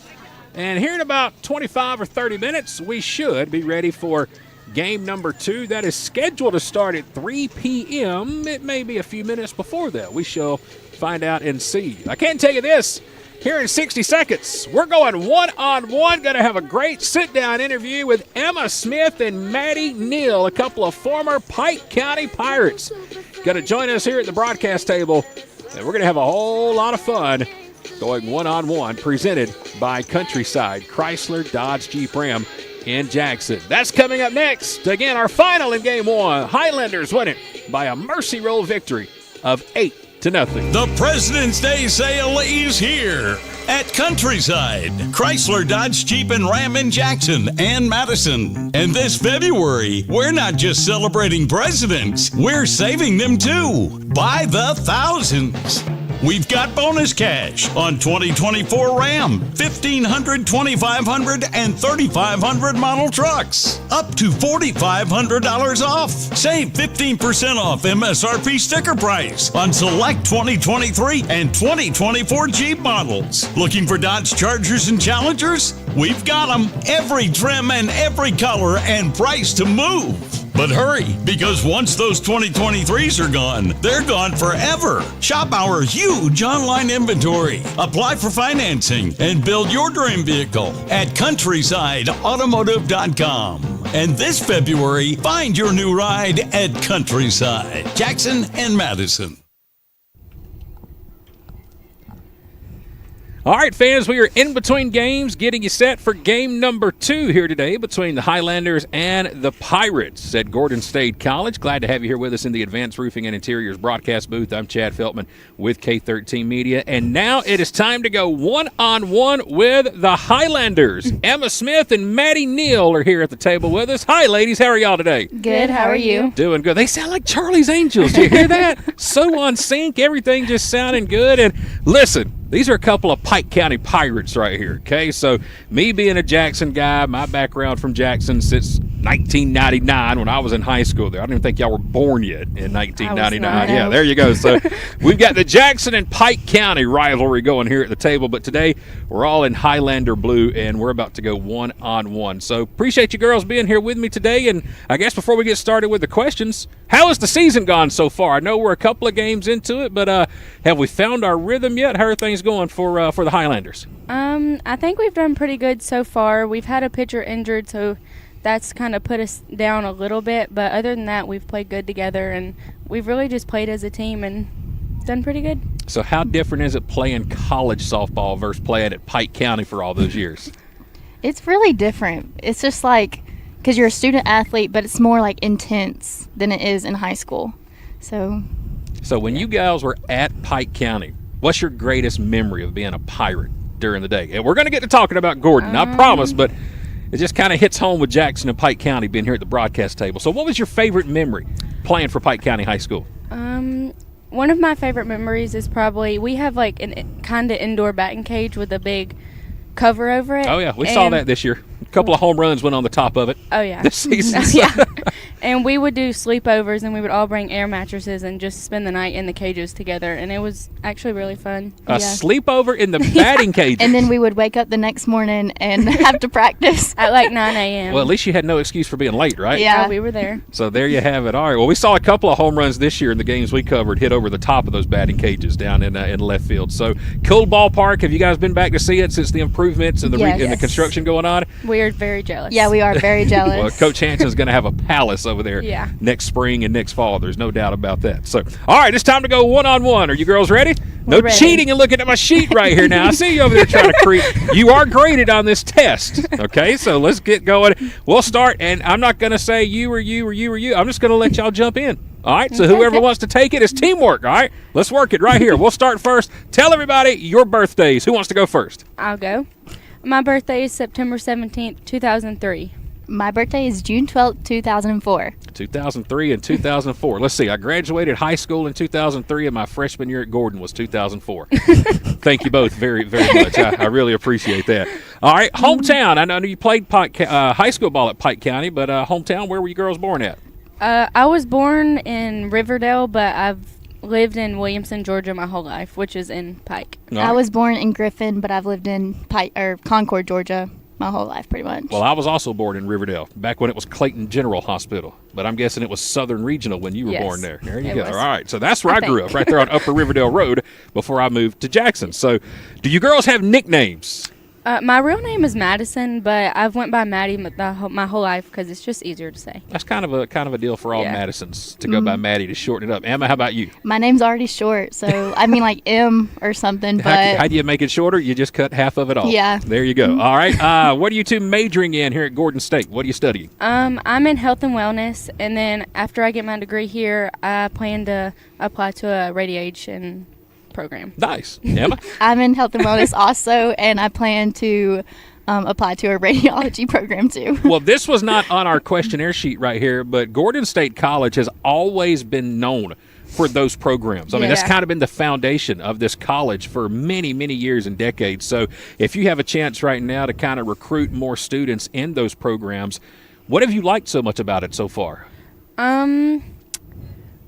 What I've liked really is, like, with Coach Hatterman is she's so understanding with classes. So, like, say we have a class that ends at 3:15. She's going to wait and start practice at 3:30, so it really helps us out. But, like, classes, they're not the hardest classes, but they put you to work. And they're like, if you keep up with your work, you'll do fine.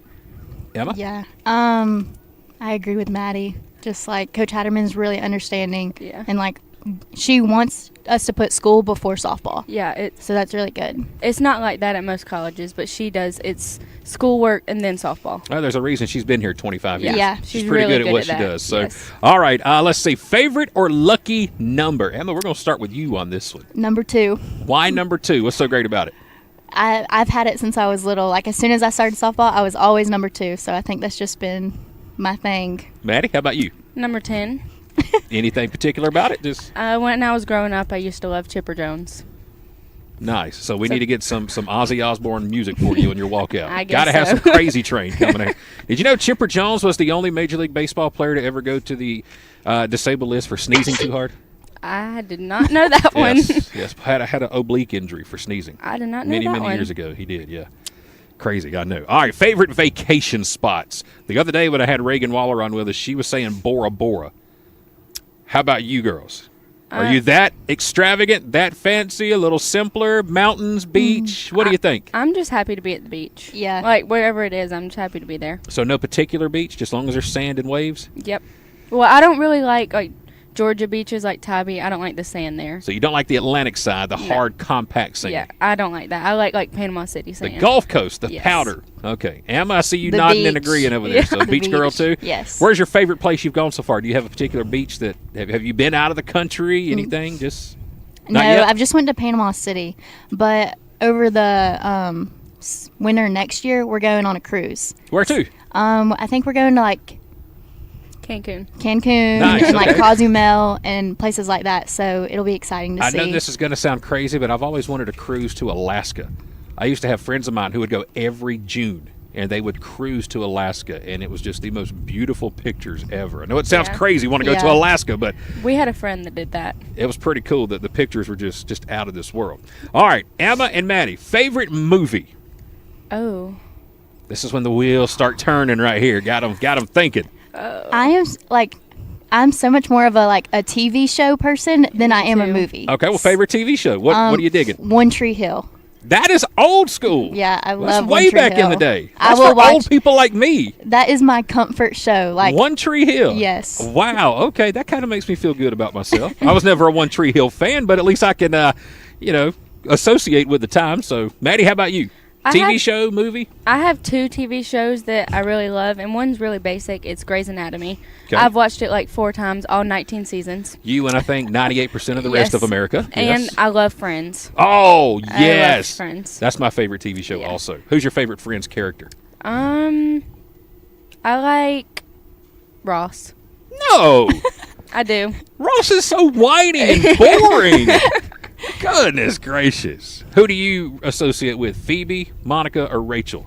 If you had to replace one of them, who would you replace? Emma would definitely be a Phoebe. Okay. Emma's like, thanks, appreciate it. Thanks, Maddie. Probably Monica.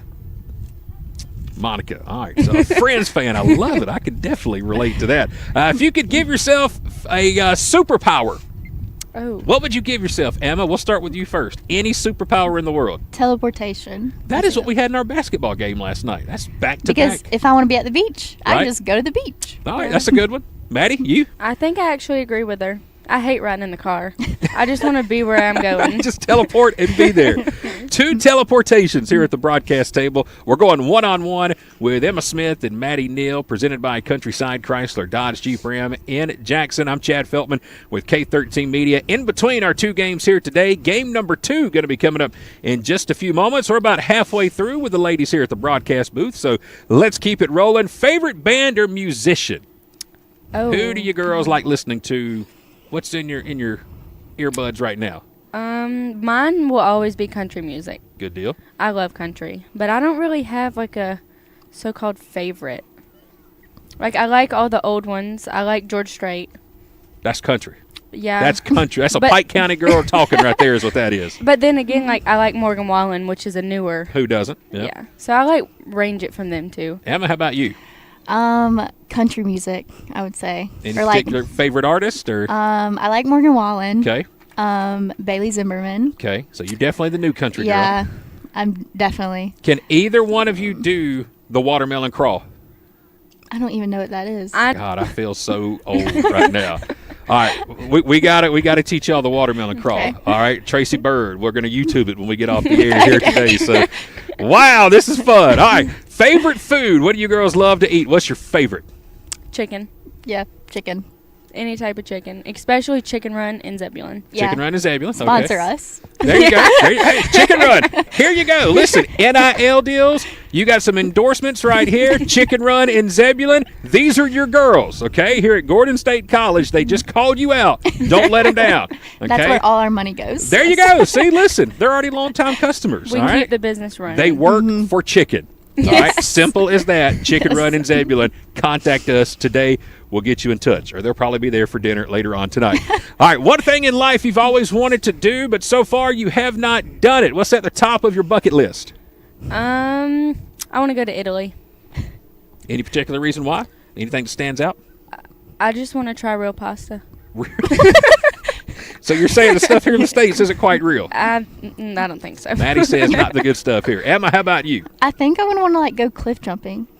Why? Why do you want to jump off a Well, cliff? my family, we always go to the lake. Yeah? So, and like we'll find like trains, like old train The things. trestle things, yeah, and yep. we'll like jump off of it. You know, you got to be careful with that because Yeah, normally well, there's we more watch. bridges and stuff under the water. Yeah, we're very careful with it. Like we have a one like particular spot that we go to. You want to tell everybody where it is, or is it secret? Um, It's okay. You're I not think going it's to in Hardman Lake. Okay. I don't know, somewhere over there. Cliff diving and a travel spot to Italy. So there you go.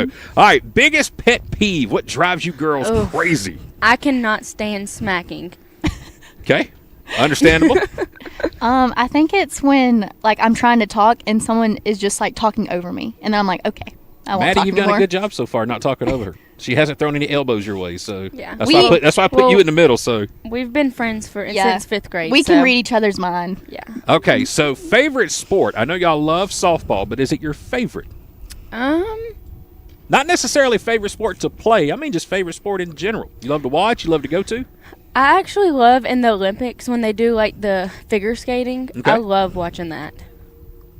Do you think you could ever do it? Oh no. No? I can ice skate, but I take it very slowly. I am so afraid. I'm so clumsy that I'm afraid if I ever did it, I'd be the one to fall down and the skate would like slit my throat. Oh yeah. Just that would be my luck. Yeah. So, Emma, how about you? I love to watch gymnastics. Any particular event? Bars. There you go. Have you ever done gymnastics? Yes. What did you do? I was younger. Like I would say like 13 or 12, but I did it all. Okay. So it was really fun. You didn't want to pursue gymnastics? Well, my mom made me pick between softball or Oh, gymnastics. Mom! Come on. Well, we're glad to have you here for softball. Yes. So, all right, let's see. A few more questions. Proudest achievement for both of you so far? Ooh. I know you're both still very young and got a lot of life ahead of you, but if you had to pick one thing in life so far, you were just like, man, that was awesome. That was probably the coolest thing I've ever done. Or Probably being an honor grad at Pike County, just because I like to see how proud my dad was of me, and because he helped me through it all, and he was very proud of me. Great answer. I've got a 10-year-old daughter. Yeah. Keep your dads proud, I promise. I think mine would be the same, just because I'm not really good at school, but I got to do that, and I was able to do it, and I got myself there. So congratulations to both of you. Thank honor you. grad Thank is you. something to be very, very proud of. I tell my wife all the time, she was an honor grad. I was not. She had all the sashes and stuff on her, and I said, listen, you can brag about being an honor grad, but we still graduated at the same time, same place, same night, same field. Your name was just called a little bit before mine. Yeah. And we had an extra cord. Well, hey, whatever. Me and my wife, we're so competitive as it is. So I got to try to find a way to keep up because she kicks my butt at everything. So I got to try to find a way to stay relevant with her. So, all right, if you could go back in time, where would you go? I mean, any time period in the history of history. I don't know exactly when it was, but I love horses. So I would love to just get in a horse and a carriage and say, all right, I'm going to the store. So probably mid to late 1800s? Yes. I think that would be amazing. Have you ever gone on a horse and buggy ride, through downtown Atlanta or anything? I have not, but I used to barrel race when I was younger. Nice. Okay. Emma, how about you? The 1980s.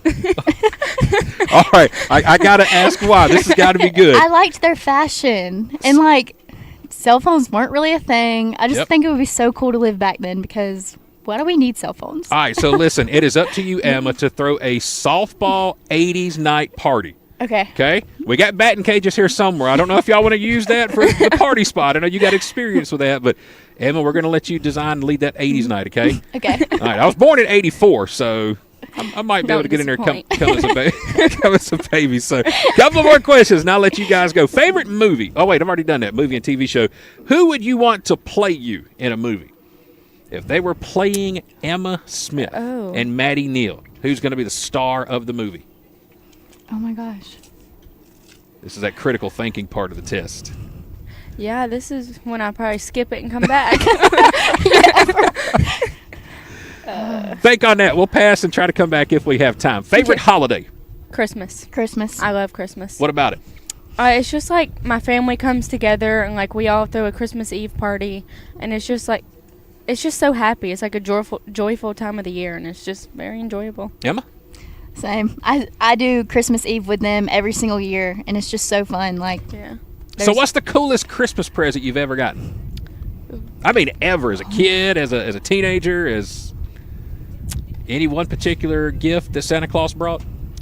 One year my sister got a horse. That's a pretty good Christmas present.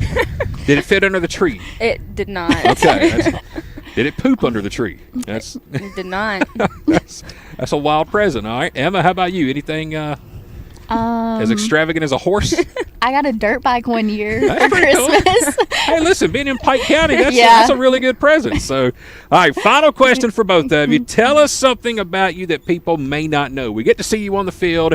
Your friends get to see you in school. But what's something people may not know about both of you? Oh, wow.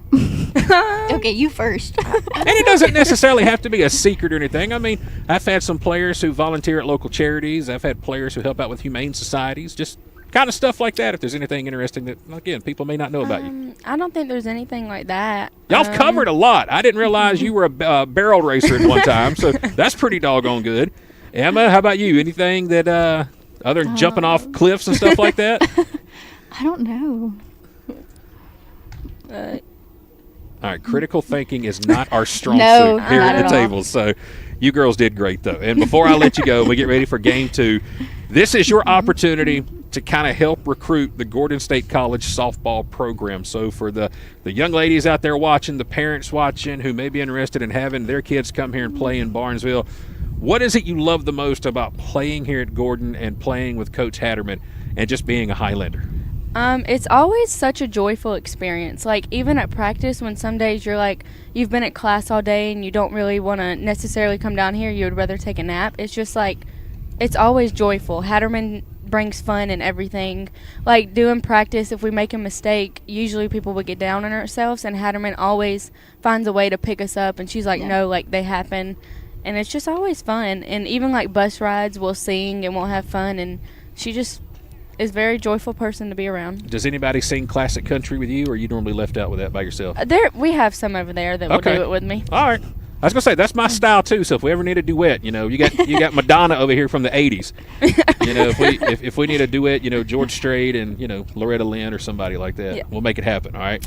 Emma, anything with you about the program? Just the friendships. Like I would probably half of these girls I would have never been friends with, just because I wouldn't have put myself out there for that. But we're all on a team together and we're all getting to know each other, and you just it's crazy what a team friendships and stuff can the opportunities and stuff that it gives you in life. Well, I've been broadcasting for 20 years, and football and baseball has always been my background. Last year was my first year broadcasting fast-pitch softball, and just being around the parents and the players at Jackson High School last year, I never realized how much of a family that fast-pitch softball was, and traveling with the team and how it's a year-round deal, and at these tournaments in July and August when it's 137 degrees, and I never realized how tight of a family softball was, and it seems like you girls have that here too in Barnesville. Well, we spend 24/7 together. We live together in the dorms. If we're not in the dorms, we're practicing or playing. So, we just all come together, and we've made a family out of each other. Well, I appreciate you girls joining me here at the broadcast booth. Emma,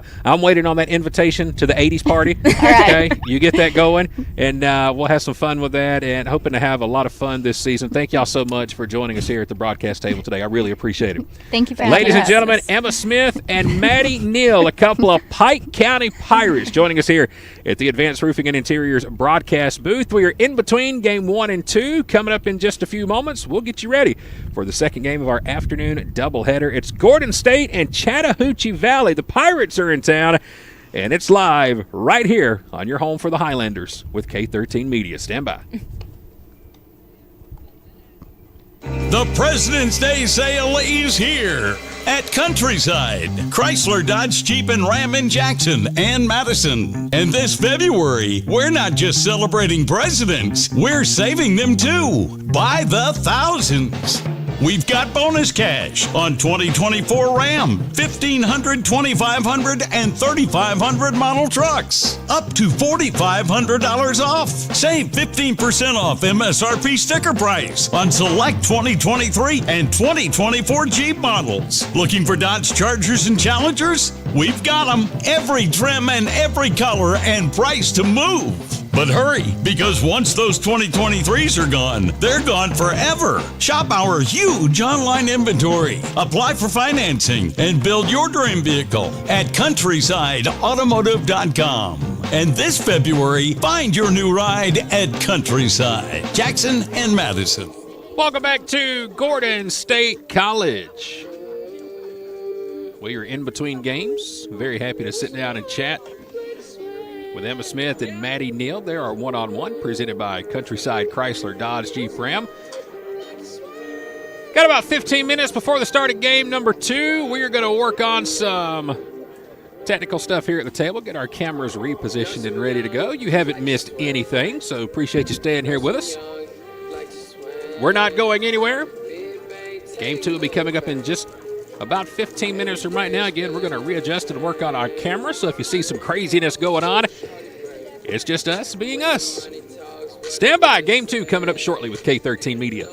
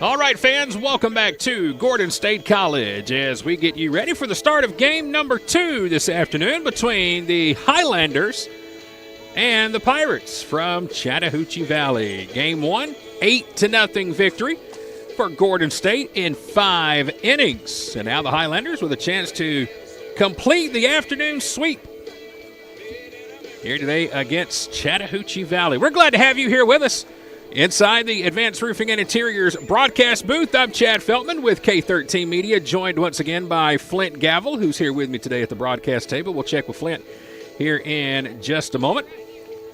As you can see, the Highlanders taking the field right now. Once again, going to be the home team here in Game 2. So let's tell you how they'll start up our starting lineups today in Game 2, presented by Advanced Roofing and Interiors. Defensively, it's going to be McKenna Cole in left field, Abby Arnold in center, Emma Smith will be in right, Jordan Edwards going to get the start at third, Joni Littlejohn at shortstop here today in Game 2, Anna Baldwin will be at second. It's Skylar Evans back at first, and behind the plate in Game 2 it'll be Allie McGee.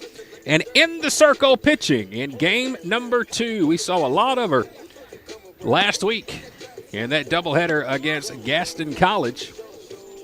And today in game number 2, once again, we are going to see Taylor Beagle. Taylor will be out here wearing number 26 out of East Coweta High School in Sharpsburg, Georgia. So Taylor will get the start in game number 2, and we are just about ready to go for the second of our doubleheader. Again, we're glad to have you here with us. Is Highlander softball presented by the May and Carter Oil Company. Beagle will dig in. She will lead it off, and batting first is going to be Brianna Murray. Here we go with the first pitch of game 2. It's slapped out towards second. First pitch, a slow roller to second, and in time for out number 1.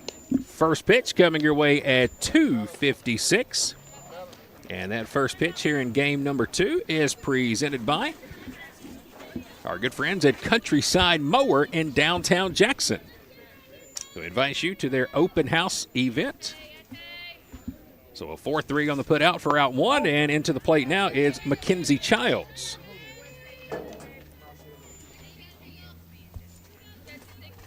One up, one down, just underway. Top of the first of game number 2. Beagle's ready. Here's the 1-0. This one hit out towards short, out of the reach of a diving Joni Littlejohn. And it's going to be a 1-out single. Just out of a diving reach.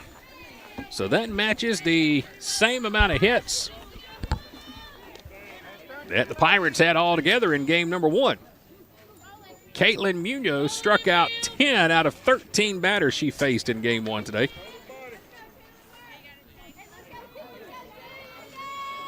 And now coming to the plate is going to be Ashley Fleury, the DP. First pitch to Ashley is outside. It's going to be ball 1.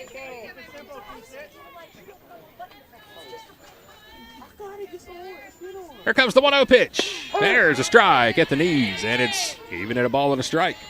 Fleury, the DP, is at the plate. Alexandria McCoy, the cleanup batter, is in the on-deck circle. Here comes the pitch. This one roped to third, and it's caught by Edwards. She'll throw to first, and there's the double play. Wow. A snow cone catch at third. Yep. How about that? A double play over at third. And that will retire the side here in the top of the first inning. Well, the last couple of times we have seen Jordan Edwards out on the field, she has made diving stops. And she does that here to end the top of the first inning. So a single, and that's it here for the Pirates in the top of the first inning. No score. We'll go to the bottom of inning number 1. It's 0-0. Again, alongside of Flint Gavel, I'm Chad Feltman with K13 Media. We're very happy to have you here with us today for the broadcast of Highlander softball presented by the May and Carter Oil Company. 8-0 was the final in game 1 today. That took place in just 5 quick innings. Highlanders were able to put a bunch on the board in the 4th. It took care of business very, very quickly now as we get you ready for the bottom of inning number 1. Today's pitcher Here for the Pirates in game number 2 is going to be the same young lady who finished game number 1. She started as the DP in game 1, but came on to pitch. That is Brianna Murray, a freshman for the Pirates. Again, they're here with us today from Chattahoochee Valley Community College out of Phoenix City, Alabama. With the win in game 1 today, Highlanders improved to 2-1 overall, while the Pirates dropped to 0-1. That was their first game of the year. Emma Smith will lead it off for us. Had a great time chatting with Emma in between games, along with Maddie Neal, a couple of Pike County Pirates. Learned a lot about her. And she'll lead off the bottom of the first. There's a strike. Outside corner, and it's 0-1. So she got a dirt bike one year for Christmas. One of her best Christmas presents she ever got. Playing right field, leading off. The lefties at the plate. Here's the 0-1. It's outside. And it's going to even the count at 1 ball and 1 strike. That shortstop's back playing behind third base again. Saw a lot of that in game 1 as this one now slapped out towards second on 2 hops and quickly over to first. Alexandria McCoy with a good play to throw out the hustling Emma Smith, who was getting it down the first base line. So that is going to be the first out here in the bottom of inning number 1, and it's going to bring up Abby Arnold. Abby batted 9th in game 1. She's batting 2nd here in game 2. She had a solo homer in the first game. Tried to do it again here in the second. Got underneath this one, and it's going to be a routine fly ball and an easy put out over at second base. So it's 2 up, 2 down quickly here for the Highlanders in the bottom of the first inning. A lot like last game. Like last game. That's what I was about to say. Neither team scored in the first 2 innings. And then Gordon was able to get 1 in the third. And he got a bunch of them in the fourth. 2 quick outs. And this will bring up Emma Gable. Emma will roll one into shallow center, and that's going to be the first hit for the Highlanders. Hit it off her fist and forced it through the box. And it's going to be a 2-out single. Yep, I mean just a slow roller. But a lot of times it's not how hard you hit it, it's just where you hit it. Exactly. So now that'll bring up Allie McGee, who's catching here in game number 2. First pitch on the way to Allie is low and inside for ball 1. Allie McGee is wearing number 14, and she is out of North Paulding High School in Ackworth, Georgia. Here comes the pitch as she ropes this one almost back toward Paulding. Right off the left field fence. She's going to get in with a stand-up double. That's going to let Gable go from first to third, and now the Highlanders. Runners at second and third with 2 outs. A single and a double. And that one was absolutely torched down the left field line. 1 hop the left field fence. And now it's going to bring up the third baseman, Skylar Evans. Or excuse me, first baseman Skylar Evans, beg your pardon. You wrote it right. I read it wrong. Okay. Good job, Flint. My error. Sometimes I'm dyslexic and I'll write numbers backwards. Error on the I saw 3 and I thought third base. This is my first year ever doing this. Here's the pitch. It's in for a strike. Apparently, Skylar wears a tutu. Tutu. Is what her teammates are chanting out of the dugout. Here comes the pitch as the scoreboard goes blank. 2-hopper out towards short, fielded in time. Throw is off the mark at first. She's safe. 1 run comes in, but they're going to throw out the second runner trying to score. Allie McGee trying to score from second is thrown out. It's going to be an E6 on the throw. 1 run comes in to score. That's Emma Gable, but Allie McGee is going to be thrown out. So 1 run comes in to score. But that will end the bottom of inning number 1. Highlanders strike first at the end of an inning. It's the Highlanders 1. It's the Pirates nothing. Hey fans, how would you like to save at your next stop at the pump? Well, thanks to the May & Carter Oil Company, you can. All you have to do is download the new BP Me app today. It's free and it's available for Apple and Android devices. With the new BP Me app, you can save 5 cents per gallon at any BP location across the U.S. Download the new BP Me app today and let the May & Carter Oil Company show you how you can save 5 cents per gallon on your next fill-up.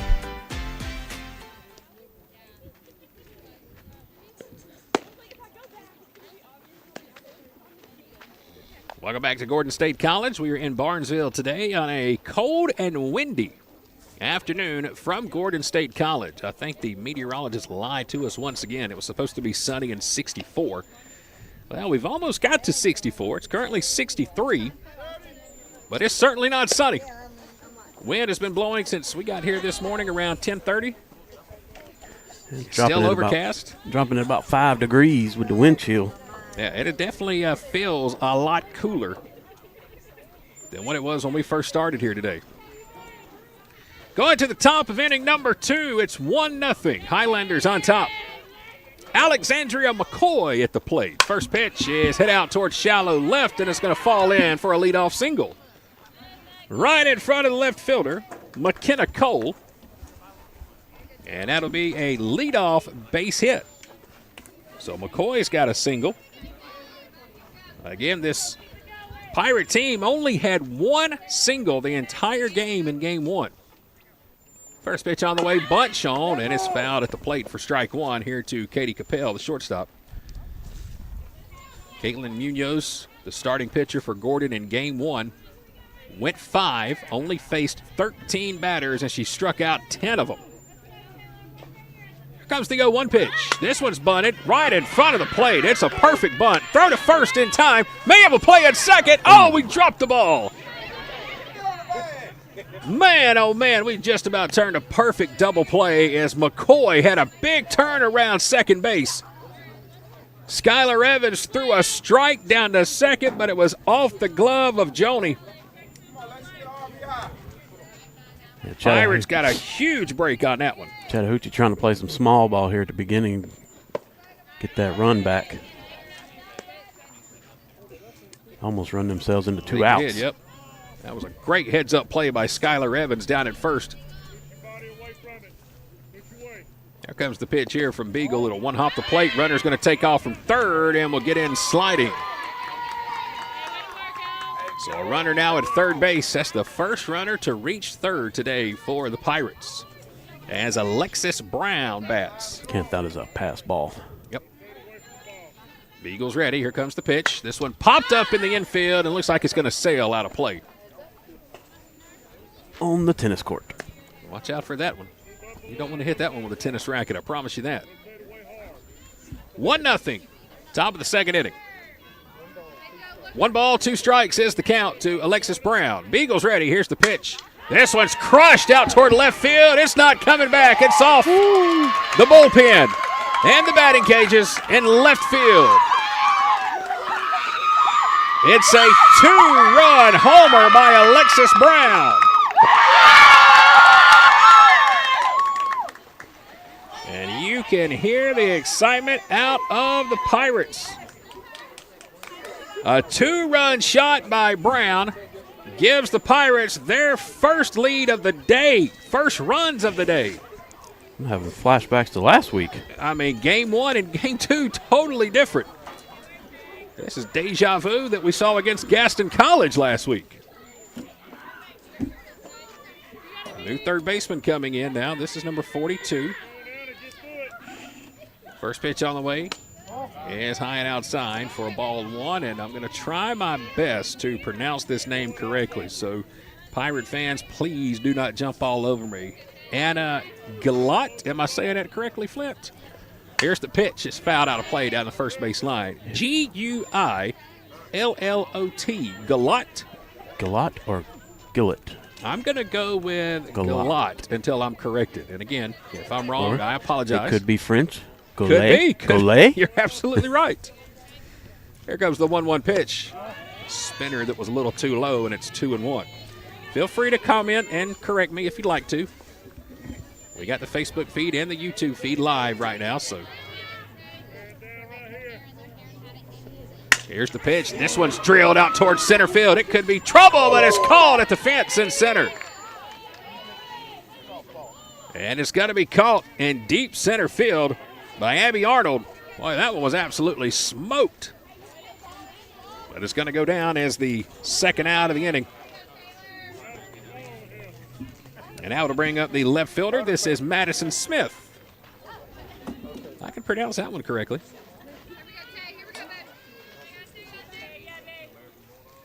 2 outs, nobody on. Here's the first pitch. It's low and outside, and it's going to be ball 1. 2-1 after the 2-run homer by Alexis Brown. Here in the top of the second inning, Pirates lead it. Here's the pitch. This one fouled off at the plate, and it's going to bring the count to 1 ball and 1 strike.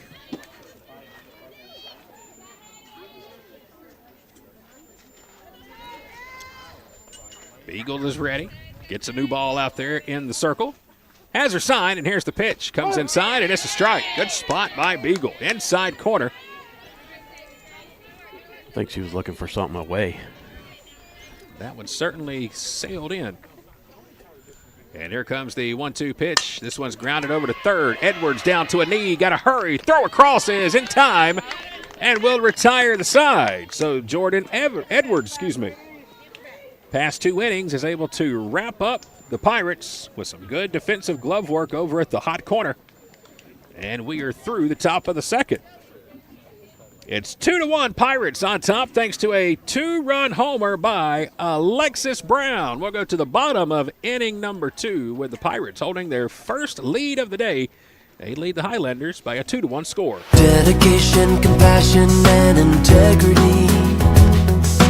We've got the experience and expertise. When you need some help and you feel like there's nowhere to go, you can count on us for everything you need to know. The Sellers Law Firm, where clients become family.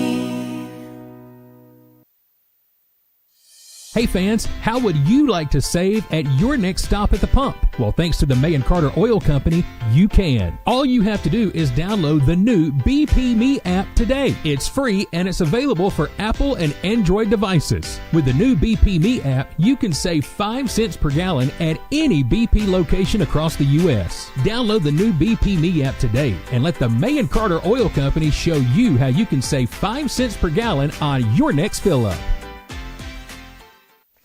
Going to the bottom of the second inning, it's a 2-1 ball game.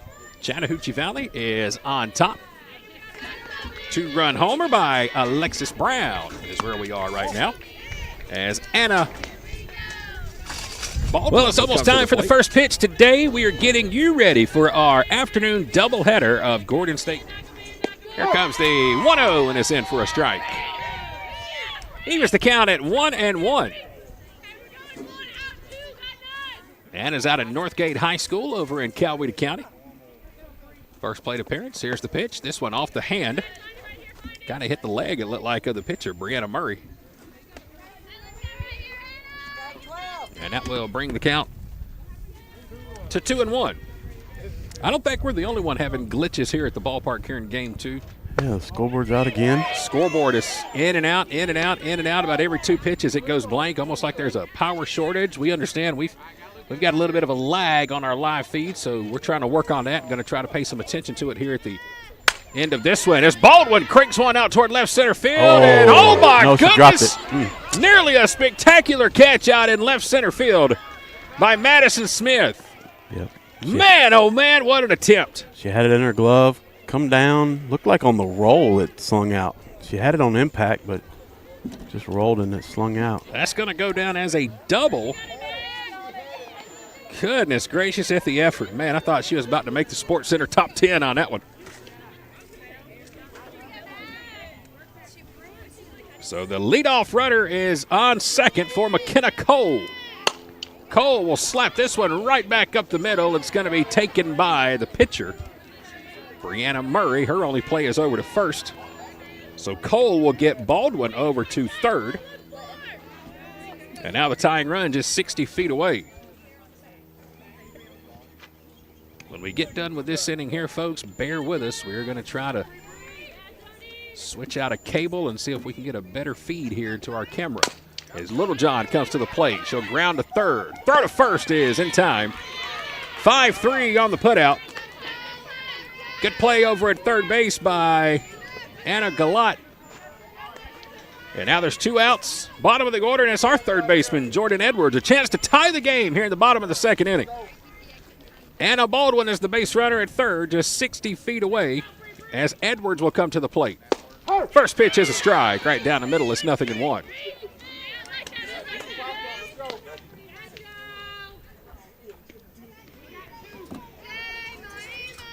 Here comes the 0-1 pitch. This one is softly hit behind shortstop. It's going to fall, and it's going to get down for a hit.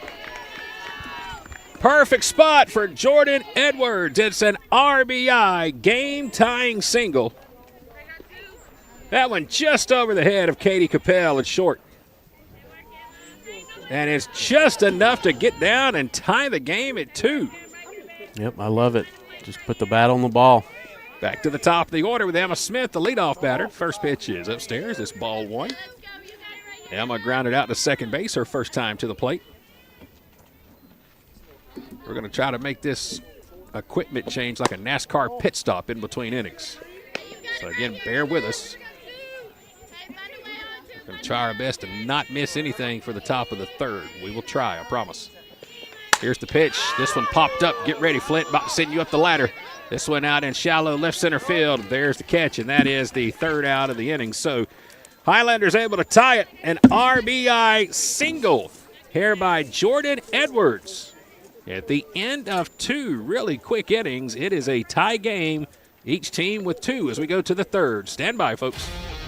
Discover the power of precision with Countryside Mower and Gravely in downtown Jackson. During our open house event, enjoy exclusive deals like 0% financing with approved credit on new commercial and residential zero-turn mowers and rebates up to $1,500. We've got the area's largest selection of new Gravely and Aaron's zero-turn mowers. Over 200 in stock and ready for delivery. Need service on your current mower?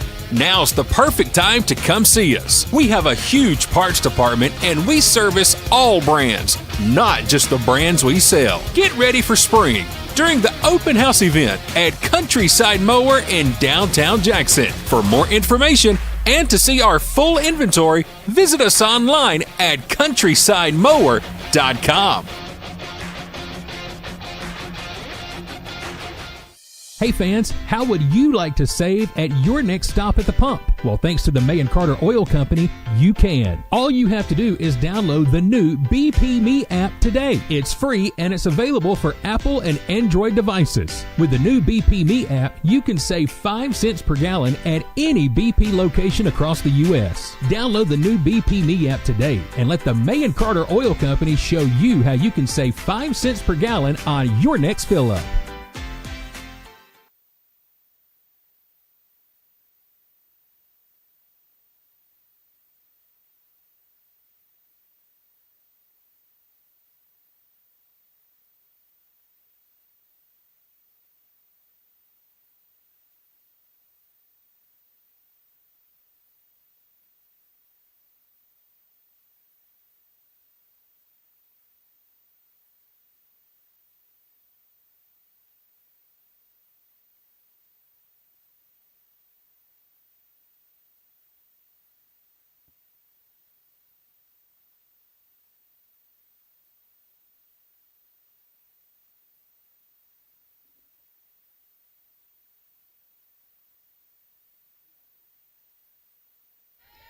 Well, folks, we are back here at Gordon State College. You have really not missed anything. Just a leadoff walk here in the top of the third inning to the leadoff batter, Rebecca Hargrove.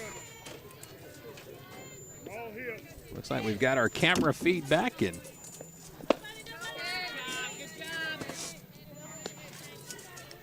Let's get everything situated right here down to the bottom of the screen. There's our scoreboard, and all right, how about that? Flint Gavel, my man. Like a NASCAR pit stop at its best as this one is tattooed into left field. Line drive single off the bat of Brianna Murray, the leadoff batter. Man, that one was just smoked over to third, out of the reach of Jordan Edwards. That's a single. If you're just joining us, we're tied at 2, top of the third inning. Nobody out. Runners now on first and second for Mackenzie Childs, the right fielder. She'll show bunt and fouls it off at the plate. Flint, I can't thank you enough, man. That's pretty doggone good. Let's welcome Flint back in here. There he is in the black right there. You should have seen this guy on the ladder. in between innings. Moving tent, moving the ladder, getting the camera situated. Here's the pitch. This one rope foul down the third base line, but in all, we missed a total of 3 pitches. 3 pitches. 3 pitches, and that was it. So kudos to Mr. Flint Gavel here at the broadcast table, and hopefully that fixes our lag. And I think Chattahoochee went and found their bats. Yes, because they've in been between swinging games. it. Yep, indeed. Here comes the 0-2 pitch. This one fouled off at the plate. Good off-speed. Michael Penn is commenting, says that the feed looks good to him. Thank you very much, Michael. Hopefully everything will get going back again on our YouTube feed over here. It's still showing a little bit of a lag, but we'll try to get that situated as well. Here comes the 1-2. This one up the middle. Looks like it's going to get in. Oh, it hits the bag and ricochets into right field. Runner will come all the way from second and score. That is Rebecca Hargrove. Right off the bag into right field, and Mackenzie Childs has an RBI single. And that will give the Pirates the lead back. And to make it a 3-2 ball game. Pinch runner for number 28. Well, Flint, the main thing we might need to do next is swap out from my T-Mobile to your Verizon. Oh, Lord. If you've got the hotspot ready to go over there on yours. Number 5. All right, so we'll have a courtesy runner come in. And let's see right here. Let's give you a number on the young lady checking into the ball game. That is going to be Madison Champion. It is 3-2. We are in the top of the 3rd inning. Flint's going to get that Wi-Fi hotspot activated, and in between innings, we'll try to switch over from T-Mobile to Verizon. Technology, folks, live broadcasting. Nothing you can do about it, but isn't it crazy how everything in Game 1 went off without a hitch?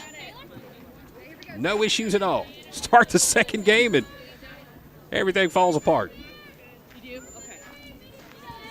That's what happens when you're live, so. Nice password. I like that. It's 3-2. Rope to third. Edwards with a catch. Everybody back in time. Jordan with another great play down at third base. Took a base hit and at least one RBI away off the bat of Ashley Fury. And somebody lost count of how many outs. They're going to call timeout. Nope.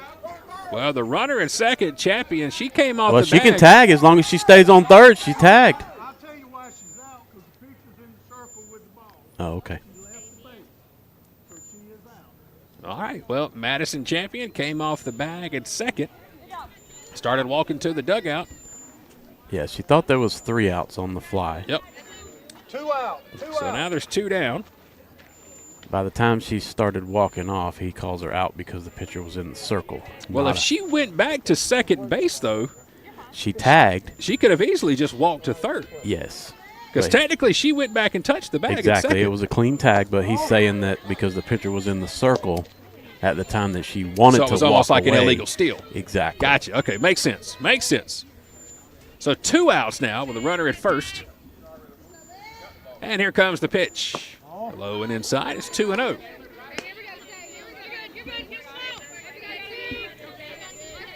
So there's 2 outs. We're in the top of the 3rd. It's a 3-2 ball game. I got to fix my scoreboard. I gave the wrong team the lead. Sorry about that. Here comes the pitch. Ball upstairs. It's Chattahoochee Valley on top, 3-2. 3-0 count to Alexandria McCoy, who singled her last time to the plate. Here comes the pitch from Beagle, and she had a green light on a 3-0 and chops it foul down the third base line. A lot going on here in Game 2. Scoreboard not working, internet going out. Now it's back on. Cameras going crazy. Double plays. Now the scoreboard's back on again. There is definitely a short in that. 3-1 count. Here comes the pitch from Beagle. This one smacked. Will it stay fair? It will not. It hooks just before it one-hops the left field fence for strike 2. And that'll run the count full at 3-2 as once again the scoreboard goes out. All right, we need a good electrician here at Gordon State College who can work on the scoreboard for us because it's almost like a Christmas tree out there. It's just flashing on and off, on and off. Payoff pitch, 3-2. Here it is. Swung on and missed. Good change. Great rebound by Beagle to strike out McCoy, and that will get us out of the top of the third inning. But Chattahoochee Valley able to strike again. An RBI single by Mackenzie Childs has given the Pirates the lead again. As we go to the bottom of inning number 3, it's the Pirates 3. It's the Highlanders 2. Today's coverage of Gordon State College baseball being presented by our good friends at Buckner's Family Restaurant in Jackson. They're located right off of I-75, exit 201 and Highway 36. And let me tell you something. This weekend, a good weekend to stop by and have yourself the best fried chicken in all of America. That's not just me saying it, folks. They've been voted many, many times in their 44 years as the best fried chicken anywhere. It's Southern-style cooking served on Lazy Susan tables. Stop by. It is a national landmark, and very happy not just to call them a partner of ours, but to call the Buckner's family personal friends who, boy, I've known for about 30 years. Went to school with Drew and Lauren, and when I was in high school, had a chance to work there. Just always been very proud to be a part of that family, and it's just pretty cool to have something like a national landmark, one of the best well-known restaurants in the country right here in our backyard. I assure you, you will not be disappointed. BucknersFamilyRestaurant.com. Check them out online or on Facebook and make yourself really hungry and stop by and see them this weekend. You know, Phoenix City's got a chicken place. Do they? First pitch on the way here in the bottom of the third. It's going to be a ball as Abby Arnold, the number 2 spot in the lineup, will lead it off. I love landmark restaurants. We got one with Buckner's Family Restaurant here. Arnold chops this one toward the middle of the infield. Over to short. Throw on the run is in time, and a great scoop at first base by Alexis Brown. What a play. How about that over at first base? Alexis Brown makes the scoop at the bag. And that is going to be a 6-3 on the putout. And now it's going to bring up Emma Gable. No put out on this one. She ropes it into center field, left field. First pitch swinging. I was getting back to my landmark restaurant. There's another one I love down in Foley, Alabama, as you're heading down to Gulf Shores and Orange Beach. Oh, don't tell Lambert's. me. No, I was about to say. Where they throw the rolls at you. Rolls. Yep. We had a chance to check out Lambert's for the first time a couple of years ago. Here's a first pitch ball inside to Allie McGee, the catcher. Trying to think of other landmark restaurants I've had a chance to be to. As you can tell, I love to eat. Sassy Bass. Where's that at? That is down in Gulf Shores. Here comes the pitch, low and inside, and this one called a strike. That was lower than the first pitch. Allie McGee at the plate had a double in the bottom of the first inning. We're in the bottom of the third here. This one's chopped foul at the plate. Lambert's in Gulf Shores, or Foley, just before Gulf Shores. Yeah, Sassy Bass. I think there's one in Fort Morgan, which is right there. Gulf Fort Shores. Morgan is awesome. That's where we go every year. 1-1 pitch misses downstairs. It's in the middle of all the hustle and bustle, but yet it's quiet. We drove all the way to the end of Fort Morgan, right there at the Mobile Bay a couple of years ago. I got to watch some cruise ships coming in. This one's high and outside for ball 3. I was probably waving at you from the cruise ship. Right there as you're looking at Dolphin Island. Yep. And I was terrified, and I'll tell you why here after the 3-2 pitch. Something I've never seen before and will never do ever. This one grounded foul. So there was the ferry that would take people from Fort Morgan over to Dolphin Island where you drive your vehicle onto the boat. And all of a sudden you're sitting in your car truck with a steering wheel in your hand and you're right over the Mobile Bay with nothing around you and you're on this ferry and it looks like the water is about to come up over the top of the boat. Started panicking a little bit. 3-2 popped up.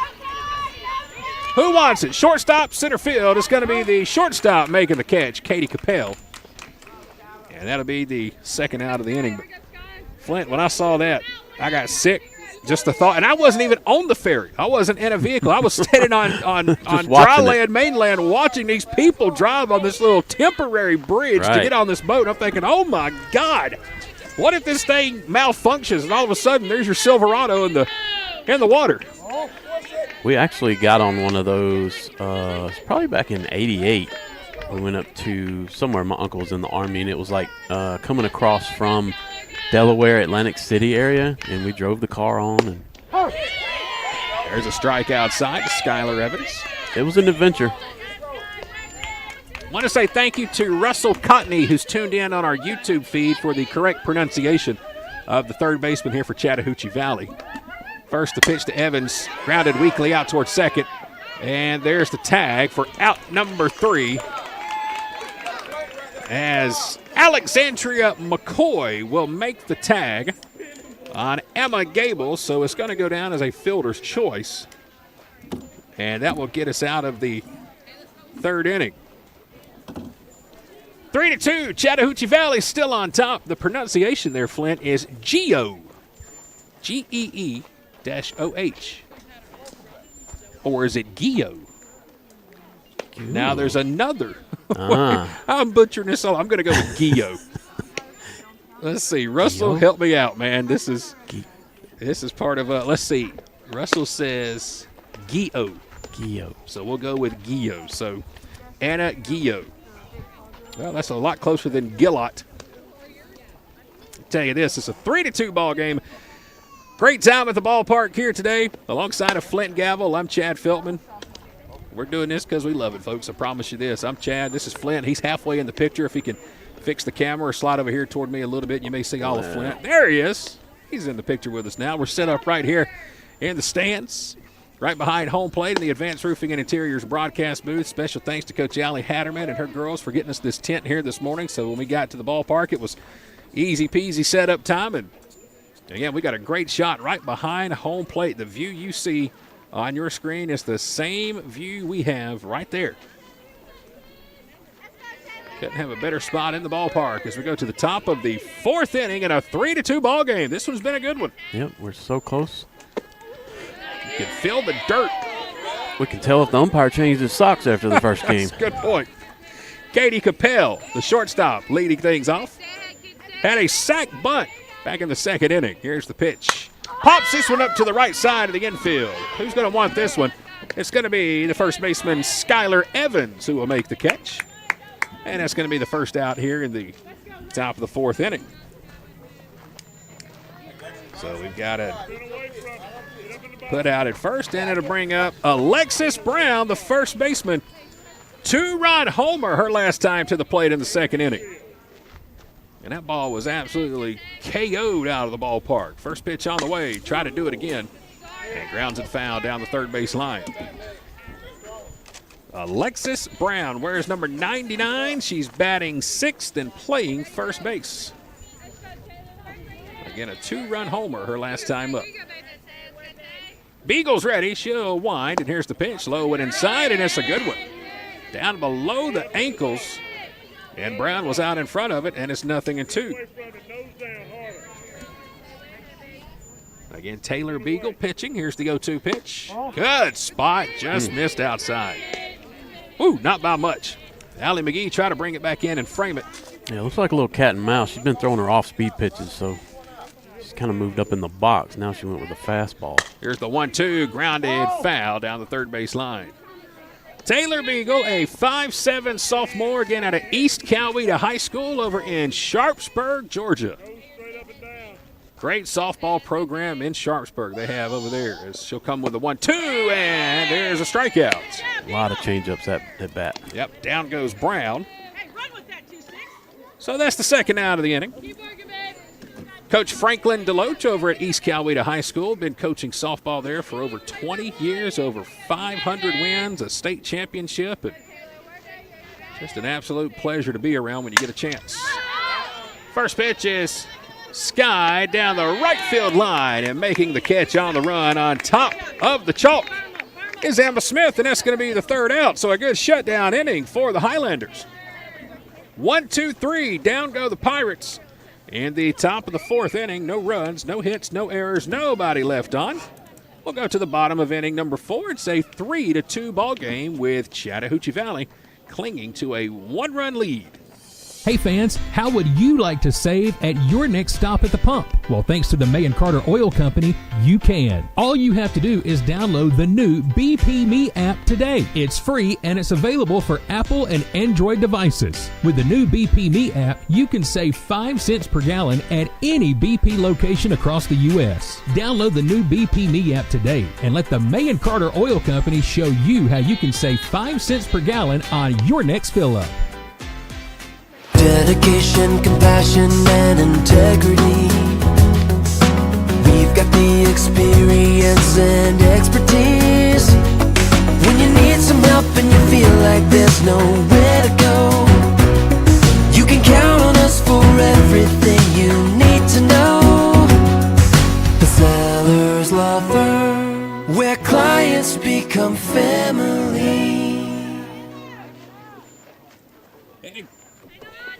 Heading to the bottom of the fourth inning. Helps when you turn the right microphone on. 3-2 ball game. First pitch is a ball outside. Missed by a stitch. Anna Baldwin is at the plate. Had a double her first time up into the left center field gap.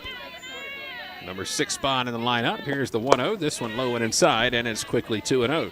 It'll be Anna Baldwin, McKenna Cole, and Joni Littlejohn. First 3 due up. 6, 7, 8 spot in the batting order. Bottom of the fourth in a 3-2 ball game. Here's the 2-0. It's outside, and it's 3-2. Game 1, Highlanders won it by the mercy rule, 8-0 in 5 innings. Here comes the 3-0 pitch. There's a strike at the ankles. Wow. She caught that one glove down in the dirt. Yeah, glove on top of the dirt for a strike on a 3-0 count. Brianna Murray pitching. Here comes the 3-1 pitch. This one hops the plate, and that will be ball 4. So Baldwin will draw a leadoff walk. She has reached base both times at the plate today, and it'll bring up McKenna Cole. She tapped out to the pitcher. Her first time up back in the second inning. 3-2. And look who has decided to join us here. It's Mr. Sunshine. Finally. Hazy. Here comes the first pitch to Cole. She'll show bunt. Downstairs, taken for ball 1. Been waiting on the sun to pop out all day. We're finally starting to get a little peek of it. 3:36 in the afternoon. Here's the 1-0 pitch. Bunt shown, and it's a perfect one down to third. Gio will throw to first. And that will be the first out of the inning. So a sac bunt by McKenna Cole.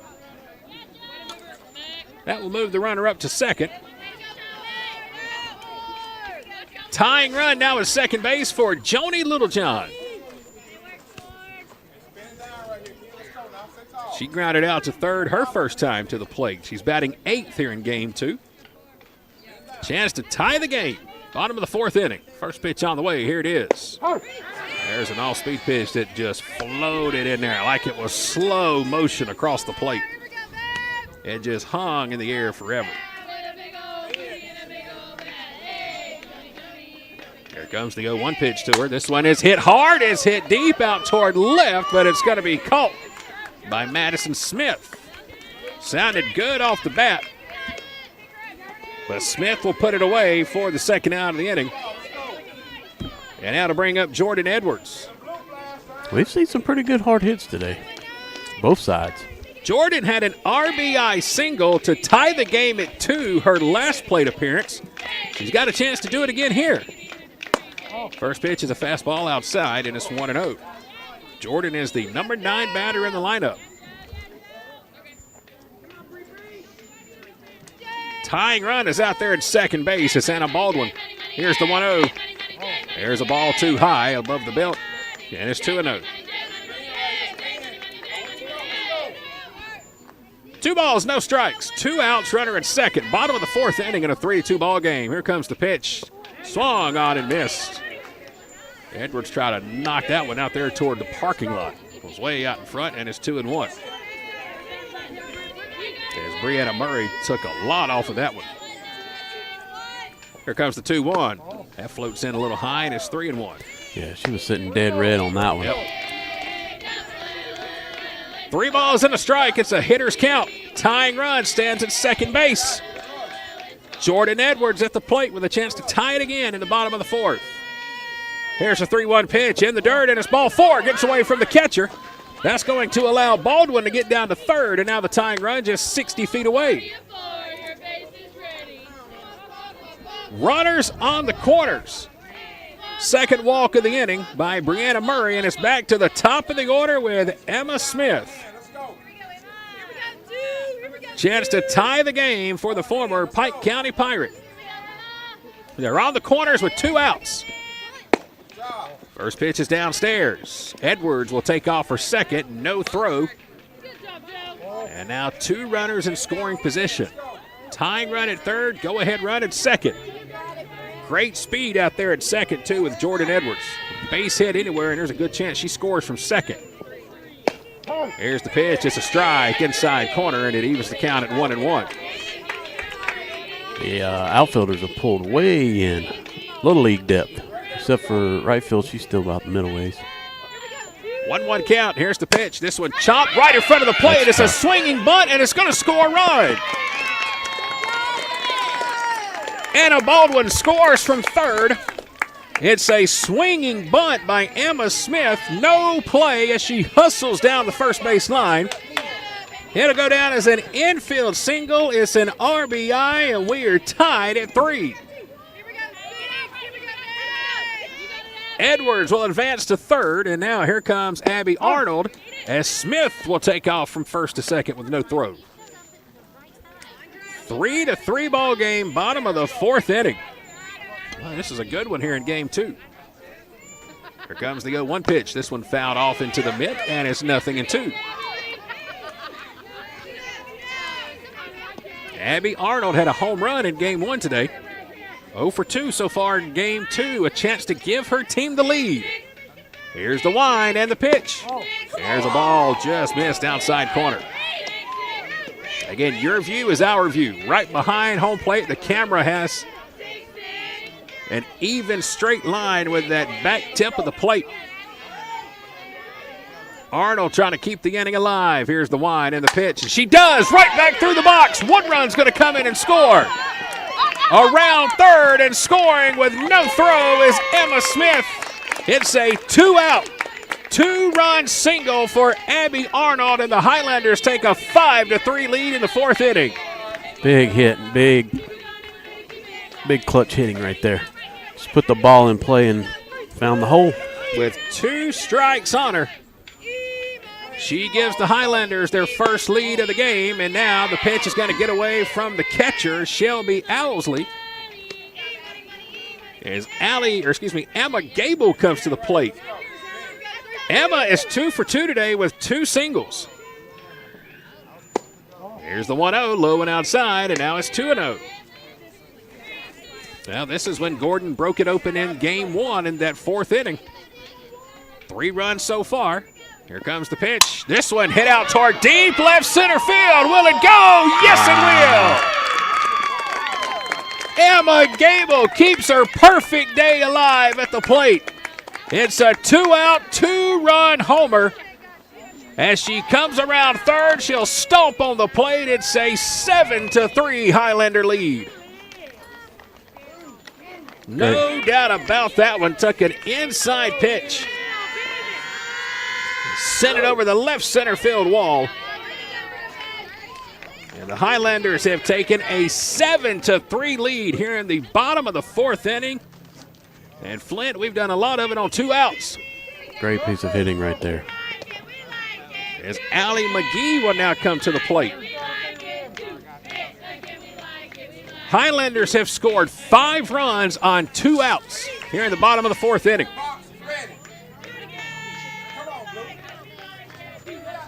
7-3, Gordon State. Here's the first pitch, swung on and missed by Allie McGee. Way out in front of the all-speed pitch. Allie was thrown out trying to score earlier in the ballgame from second. See if she can make up for it here today.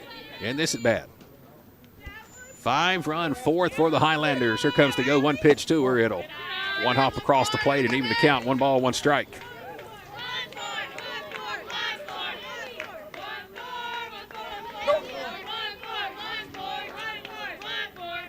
Seven to 3 Highlanders. Bottom of the 4th inning. Here comes the pitch. It'll float in, and it's called a strike. And it's 1-2. Bases are empty. 1 ball, 2 strikes, 2 outs. Brianna Murray in the circle pitching here for the Pirates. Here's the wind, and the 1-2 pitch on the way, fouled off at the plate. Pirates jumped out to a 2-1 lead in the 2nd inning. Then they took a 3-2 lead in the 3rd. And now the Highlanders have exploded for 5 here in the 4th to take a 7-3 lead, and they've scored all 5 runs on 2 outs. Allie McGee, the cleanup batter at the plate. Behind the count, a ball and 2 strikes. 2 outs, nobody on. Brianna Murray trying to get out of the inning. Here's the wind and the 1-2 pitch. Chopped over to third. It's off the glove of the third baseman for the Pirates. Anna Guillo, it's going to get out into shallow left field, and it's going to allow McGee to reach first. Flint, I'm going with you. Error or base hit? I'm going to give a base hit. It was kind of a tricky hop. She didn't really get any good leather on it. I think it just barely tipped the top of her glove. So, all right, we're going base hit. Skylar Evans will now come to the plate. 9th batter in the inning. Yep. Chops this one foul down the third base line. Skylar today so far has reached on an error, a throwing error by the shortstop, Katie Capel, and then hit into a fielder's choice in her last at bat. Yeah, and when you have big innings like this and you put, 9 batters up at the plate, it really does something to the. This one hit high. This one hit deep. Madison Smith will chase it to the fence, and it's out of here. It really does something to the other team. Skylar Evans with a moonshot down the left field line. 2nd home run of the inning. Man, oh man, what a shot there by Evans. A 2-run homer, the 2nd 2-run homer of the inning. And that might be the end of the day here for Brianna Murray, as now the Highlanders have been able to bat around here in the bottom of the 4th inning. It is a 9-3 lead for Gordon State. We are going to have a pitching change here in the bottom of the 4th inning. This call to the bullpen is being presented by Countryside Mower in Jackson.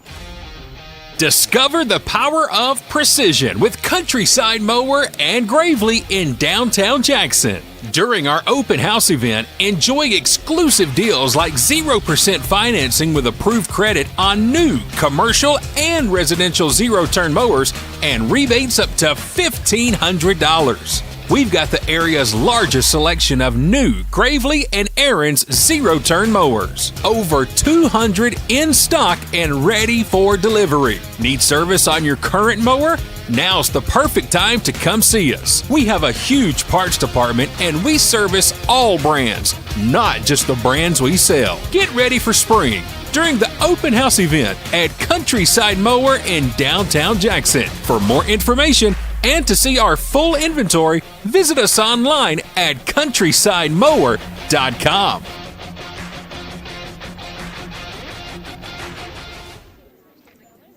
Still in the bottom of the 4th inning, and the Highlanders have blown it open here with a 7 spot on the scoreboard. Not 1, but 2 2-run homers in the inning. Emma Gable and Skylar Evans have both hit 2-run shots. And it is 9-3 again as the Highlanders have done this damage here in the 4th with 2 outs. And now the Highlanders have been able to bat around here in the bottom of the 4th inning. Again, Gordon State won the first game today 8-0. They won that in 5 innings today. And a mercy rule victory. This one was tight. As a matter of fact, coming into this inning, Chattahoochee Valley was leading 3-2. And now it's a 9-3 lead for the Highlanders. Gordon State's been able to bat around. Now we've got another new pitcher that's checked into the ball game. Yeah, and as we seen last week, how the wheels can just fall off and real quick. Yep. Rebecca Hargrove is out there in the circle. First pitch on the way is a ball low and outside. And it's Anna Baldwin. Anna led the inning off with a walk. Had a double earlier in the ball game. Here comes the 1-0 pitch from Hargrove. This one is in for a strike, evens the count at 1-1. Rebecca Hargrove came in relief in the first game, only pitched a third of an inning. Here comes the 1-1 pitch from the lefty. This one swung on and missed. Good fastball. That one climbed the ladder, and she blew it right by Anna Baldwin for strike 2. 1 ball, 2 strikes, 2 outs, nobody on. Bottom of the 4th. Hargrove ready. Here's the pitch. Swung on and missed, or was it foul tipped? Yep, it was tipped at the plate. Baldwin just did get a piece of it to stay alive.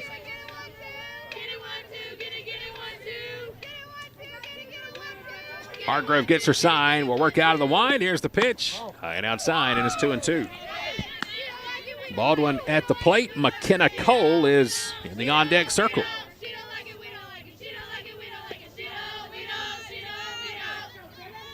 Hargrove gets her sign again. Here comes the wind. The 2-2 pitch. This one fouled out of play to our right down the first base line. Into the crowd and just about took out a fan on a cell phone. He was trying to get away, but he was walking right into it. Got to pay attention here in the ballpark. You almost had a unwanted souvenir. So we'll do another 2-2 pitch. Hargrove ready, and again, here's the wind and the 2-2. This one fouled off again. Good plate here. Battle at the plate by Baldwin. So I'm looking on our YouTube feed right here, and I see there was a comment posted by a user, One Shot Gaming, asking, are we going to be live during football season this year? I need some more on that question as the 2-2 misses downstairs. Are we going to be live for football? Are we talking Gordon State football, or help me out with the rest of that question if you can. Again, it's One Shot Gaming on our YouTube feed who posted the question. Full count. Here comes the 3-2 pitch. This one fouled out of play again. Off to the right, and we'll see another 3-2. Yes, K13 Media does broadcast football in the fall. We've been doing it for several years now at the high school level.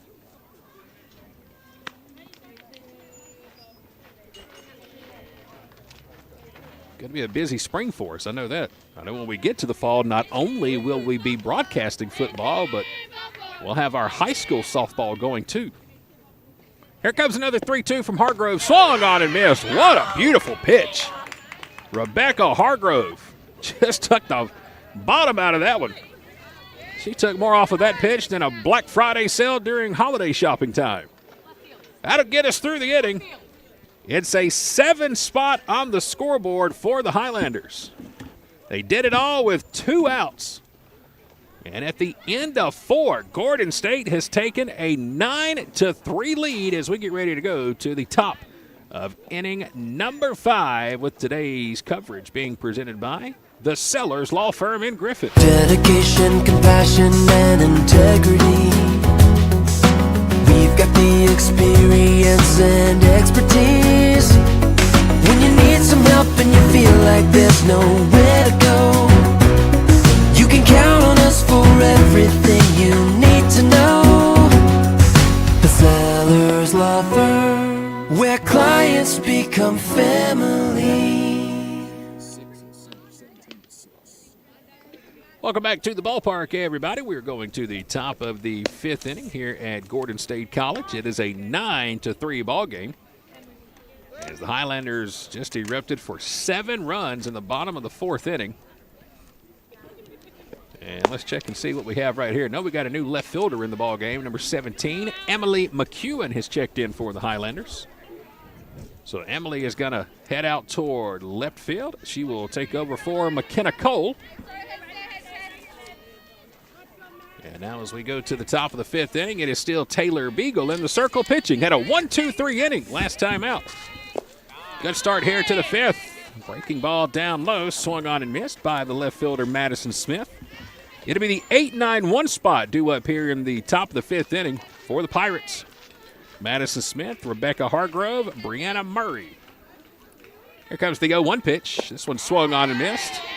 Again, downstairs below the knees for strike 2. Madison Smith grounded out to third. Her only time to the plate, that was in the 2nd inning. Here's the 0-2 pitch, and she just struck out on 3 straight.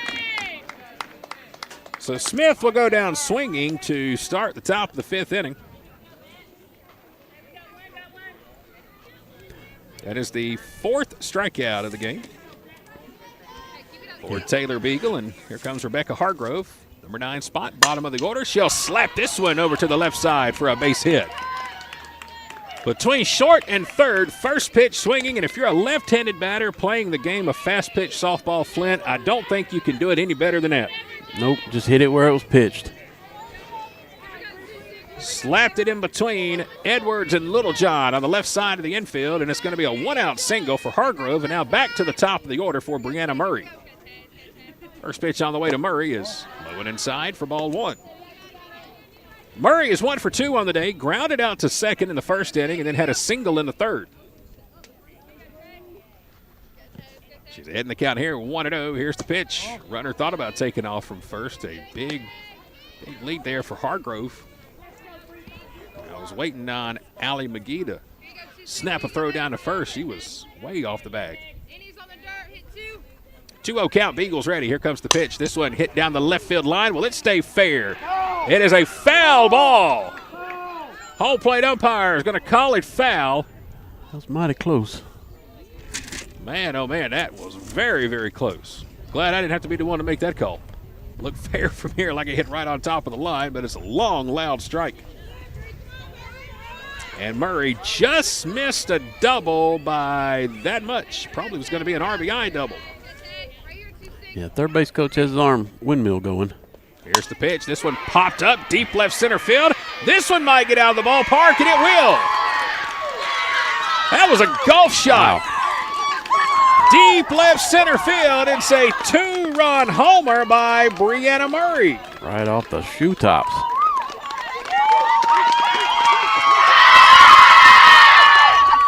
Second home run of the day for the Pirates. Makes it a 9-5 ball game.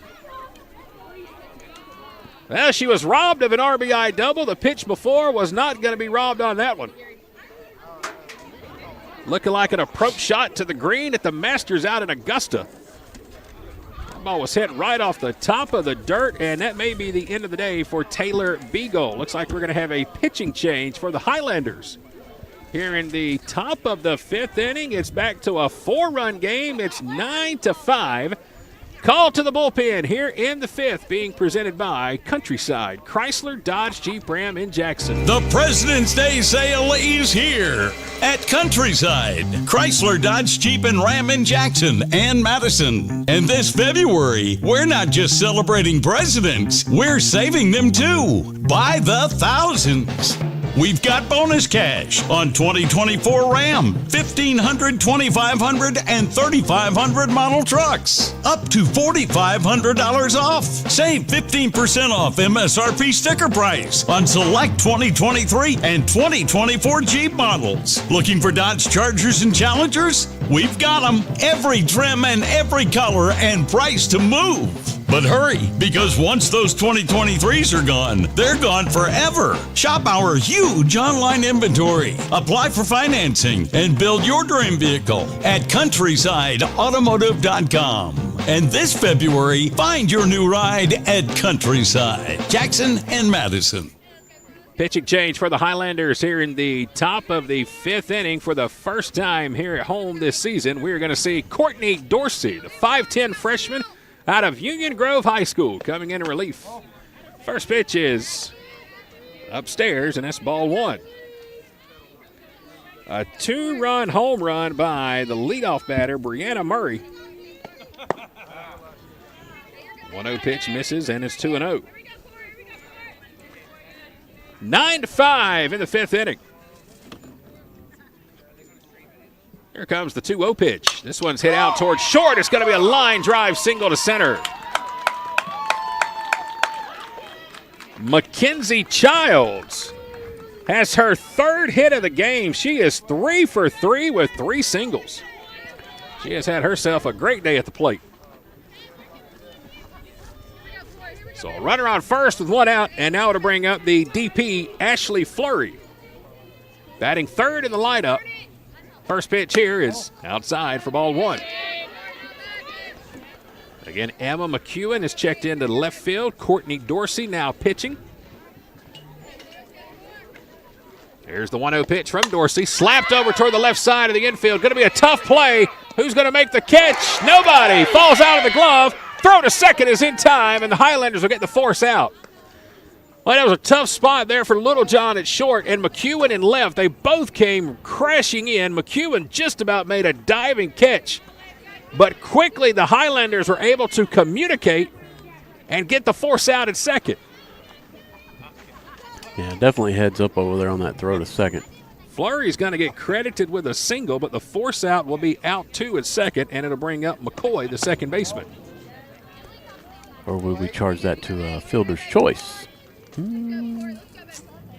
an error. Yeah, well, no, you can't call that an error. It was in the glove. Well, it was a diving attempt. I mean, here's the pitch. Popped up towards shallow center. This should get us out of the inning into the sunshine, and it will. McCoy will fly out to center for the 3rd out of the inning, but Chattahoochee Valley keeping it close. A 2-run homer by the leadoff batter, Brianna Murray, has made it a 9-5 ball game as we go to the bottom of inning number 5. Today's coverage of Highlander softball is being presented by Advanced Roofing and Interiors. Big shout out to the folks from Advanced Roofing. They are here at the ballpark with us today. Want to tell them thank you for their support here today and for the past 4 seasons for K13 Media. They have been with us since our inception back in 2020. Very happy to have Thomas Boswell and his staff here with us, proud sponsors of the Advanced Roofing and Interiors broadcast booth. And hey, how about this? Since we're talking about them, let's welcome you inside the Advanced Roofing and Interiors broadcast booth. I'm Chad Feltman in the blue, Flint Gavels in the black right here. And it has been a good day at the ballpark, Flint. A quick first game that was done by the Mercy Rule, but man, this one's been pretty entertaining here in game 2. Yeah, I thought Chattahoochee Valley was fixing to return the favor of batting around, just like the Highlands did. Chattahoochee Valley came out and took a 2-1 lead in the second, then a 3-2 lead in the third, and all right, they were ready to play. Needed that break in between games and got the bats to wake up, and then boom, all of a sudden, with 2 outs in the bottom of the 4th, Gordon erupts for 7 runs. Takes a 9-3 lead, but again, the bats come alive for Chattahoochee Valley on the top of the 5th. 2 more runs, and it's still a pretty close ball game at 9-5. We'll go to the bottom of the 5th inning. And coming to the plate is going to be Emma McEwen out of Piedmont over in the Monticello area. She will come in and bat in the number 7 hole for McKenna Cole. First pitch on the way to her is outside for ball 1. Just about made a diving catch on that last play in the top of the 5th inning. She had to be no more than 5-10 feet off the infield dirt. That's how far she came. 1-0 pitch misses upstairs, and now it's 2-0. But again, the heads-up play by her teammates behind her, shouting 2-2-2-2 to get that force out at second. 2-0 pitch is way upstairs from Hargrove, and it's 3-0. Not sure if Mitch is here with us today. Checking out Emma. He was here for our last broadcast last week against Gaston College. I haven't seen Mitch here today, but 3-0 pitch. There's a strike at the belt. Mitch is always good to comment on our social media post and wish the teams well, so we're glad to have everybody on board with the broadcast here today. It's been a fun day at the ballpark. As the sun is finally out, the 3-1 is going to hit Emma in the shoulder right on her left arm, and that's going to be the, I believe, the first batter hit today. I know we had one in the first game. I'm sorry, first batter hit this game. Oh, yeah. That's what I meant to say. And now to bring up Joni Littlejohn, who's 0 for 2 on the day. First pitch to Joni is outside for ball 1. Hargrove struggling a little bit here in the bottom of the 5th inning. 9-5, Highlanders lead. Right behind second base, and the catch will be made by Alexandria McCoy. So Littlejohn 0 for 3 at the plate today, and we're at the bottom of the order now with the third baseman, Jordan Edwards, had an RBI single in the bottom of the 2nd. That tied the game 2-2. She walked in the bottom of the 4th, part of that 7-run 4th inning for the Highlanders. First pitch on the way to her. This one also hits her. That one had a little too much spin from Hargrove, and it's going to be the second batter hit this inning. And it'll put runners on first and second. If I was going to ever get hit by a pitch, that would probably be the one. I wouldn't mind taking one for the team. That ball just kind of floated up to the plate. And it'll put runners on first and second with 2 outs. While we have a moment here, I want to wish our Gordon State College baseball team best of luck this Saturday. They're going to be traveling to Spartanburg, South Carolina. They're going to be taking on Spartanburg Methodist in an afternoon doubleheader, Saturday at 1 and Saturday at 4. Our next baseball broadcast will be coming your way Monday, weather permitting. Big asterisk there beside that. We are scheduled to take on Chattanooga State Monday for an afternoon doubleheader here in Barnesville. But again, we have to wait and see how Mother Nature decides to respond on Monday. Yesterday, the Highlanders took care of Cleveland State in 7 innings. They won that game 13-0. Scored 10 runs at the bottom of the 1st. And they improved to 4-1 on the season. Good start for Coach Hall and the Highlanders. And again, they are on the road Saturday to take on Spartanburg Methodist. Our Gordon State Highlander softball team will also be in action on Saturday. They're going to be in South Georgia. They'll be taking on Lake Sumter State College out of Florida. They're going to play that doubleheader at a neutral site on Saturday. It'll take place at East Georgia State College in Swainsboro, about halfway to Savannah if you take I-16. So that's where the Highlander softball team will be Saturday. So they'll rack up some miles on the bus, heading to Spartanburg for baseball and Swainsboro for softball. Best of luck to both of the programs. The Highlands 9-hole hitter today, getting it done. They're 2 for 2. A single, a homer, 3 walks, and a hit by pitch. Great production at the bottom of the order as we're now at the top of the order with Emma Smith. First pitch is a strike. She tried to put a bunt down, but couldn't get it down in time. And strike 1. And another new pitcher out there here for the Pirates. Looks like Mackenzie Childs, if I saw number 3 correctly. That is screened correct by the umpire here, but yes, indeed it is. Childs came in and pitched a little bit in relief in game number 1 today. Not a lot. I think she went 2/3 of an inning. 0-2 count to Emma Smith. Had an RBI single her last time to the plate. Runners on first and second. 1 out here in the bottom of the 5th. Fouls this one out of play. Great to sit down today with Emma and her teammate, Maddie Neal, a couple of Pike County Pirates. We had a chance to join both of those ladies in between games today. If you missed that interview, it is archived. You can go back and watch it. Here's the 0-2. Hits this one over to third. Bobbled for a moment, and it's going to be an error at third base. The third baseman had it in her glove, but could not come up with it and make the throw. It's an error on Anna Guillo, and that's going to load the bases. So an E5 at third, and now it's going to bring up Abby Arnold. First pitch is high and tight. Abby's batting second in this game. She batted 9th in game 1. Had a home run from the 9 spot. Flint was just talking about the production at the bottom of the lineup. Here's the 1-0. It's low and inside, 2-0. Nowhere to put her. They're loaded. Bottom of the 5th inning is 9-5. Highlanders lead. 1 out, bases loaded. that just shows you the depth of this team. You have a batter that was batting ninth the first game, and now she's batting second. 2-0 misses upstairs. It's 3-0. Just a lot of key components you can plug into different spots at different times. But Coach Alley has said it best. It really don't matter where you put these girls. I mean, you put them first, second, ninth, fifth. They can produce from anywhere. 3-0 pitch. Here it comes. It's inside, and it's ball 4. And that is going to be a walk and an RBI for Abby Arnold. Bases are still loaded, and here comes Emma Gable. Had a 2-run monster home run her last time to the plate in the 4th inning. Highlanders hit 2 2-run homers last inning. First pitch on the way outside. It's ball 1. I just heard a chant that I haven't heard before either. Walk, party of 4, your base is ready. The softball chants have got to – there's got to be a greatest hits album somewhere for softball chants. Here comes the 1-0. Outside is 2-0. And that is one thing that's so different from baseball, is just how from start to finish, fast-pitch softball, the chants in the dugout, the girls behind their teammates. 2-0s popped up a mile high in the infield, in the middle. Who wants it? It's going to be an infield fly rule.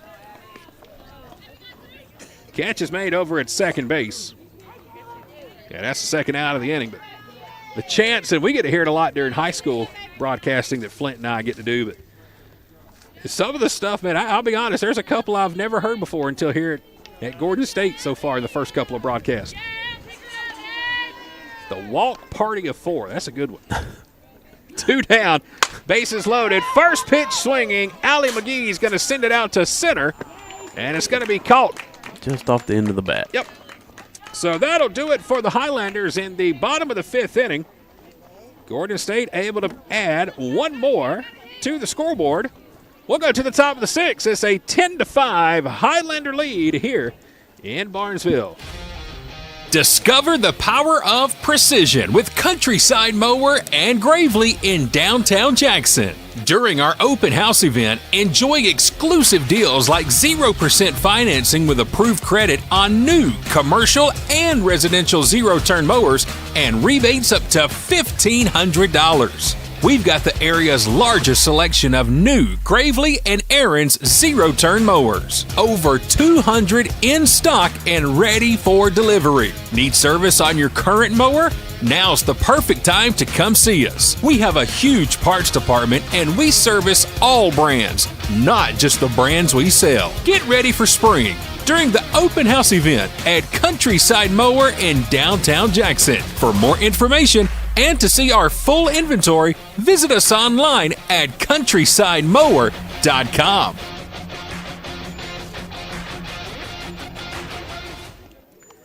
Welcome back to Barnesville, everybody. We are live for Gordon State College Highlanders softball today, presented by the May & Carter Oil Company. I'm Chad Feltman with K13 Media. Flint Gavel to my left here. We're in the Advanced Roofing and Interiors broadcast booth, coming to you live right behind home plate. It's Game 2 of our afternoon doubleheader. Highlanders won the first game today 8-0 by the mercy rule.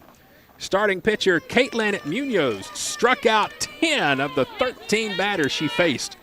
Only gave up 1 hit. Second game is featuring a little more offense for both teams. It is 10-5 as we go to the top of the 6th inning. First pitch swinging right back to the circle and grounding out is going to be number 11 who has come into bat here for the Pirates. A pitch hitter that came in, that is Jada Odom. So Odom will go down on 1 pitch. First pitch here, fouled back to the fence. It is strike 1. And I believe this is Alexa Brown. It is indeed. Alexa Brown had a 2-run homer in the top of the 2nd inning to give the Pirates a 2-1 lead. This one's outside. And it evens the count at 1-1. Do we know if this gentleman is the head coach at first base for Chattahoochee? Let's see, this one's upstairs, and it is 2-1. I do believe so. That has been the gentleman that's been swapping the lineup cards all day. Wonder how long he's been there. He's kind of an older gentleman. Yep, Coach Steve Osteen.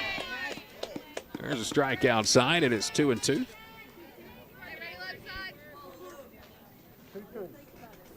Two balls, two strikes, one out, nobody on. Top of the sixth. Here's the wind and the pitch. This one fouled out of play down the third base line. Again, pitching here in the top of the sixth. It is Courtney Dorsey, the freshman out of Union Grove High School in McDonough. Here comes the 2-2. Oh, good spot right at the knees. It was right down the middle, too. That was a strike earlier against the Highlanders, but not here in the sixth. Counts run full at 3-2. Here comes the pitch. Ball four. Outside corner at the knees, man. Good pitches by Courtney Dorsey, her last two, but could not get the call on the borderline pitches, and that'll be a walk. And it sends Brown down to first with one out. So Courtney Dorsey, the pitcher, along with Faith Southern, a couple of Union Grove alumni. First pitch swung on and missed way upstairs to Anna Gio. Union Grove High School right across from the original Shane's Rib Shack in McDonough. Here's the 0-1. There's a strike outside, and it's 0-2. I've had a chance to broadcast many, many games from Union Grove High School throughout my years. Here comes the 0-2 pitch. This one is smacked out toward left field. It'll be picked up and back into the infield quickly by Emma McEwen, who has checked in last inning in left field. So that's going to be a one-out single.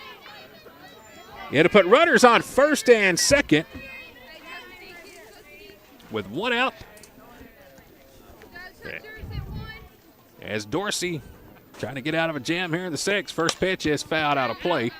And it's 0-1 to Madison Smith, the left fielder. She's batting eighth. A ground out to third and a strikeout her last time to the plate in the fifth inning. 10-5, top of the sixth. Here's the 0-1 pitch. Swung on and missed. Good spot by Dorsey. Low and inside for strike two. Yeah, Chattahoochee's not going down quiet. They're still continuing to hit. And Dorsey's ahead of the count, 0-2. Here's the pitch outside for ball one. Hey, you got to remember, this is the first two games of the year, too, for the Pirates.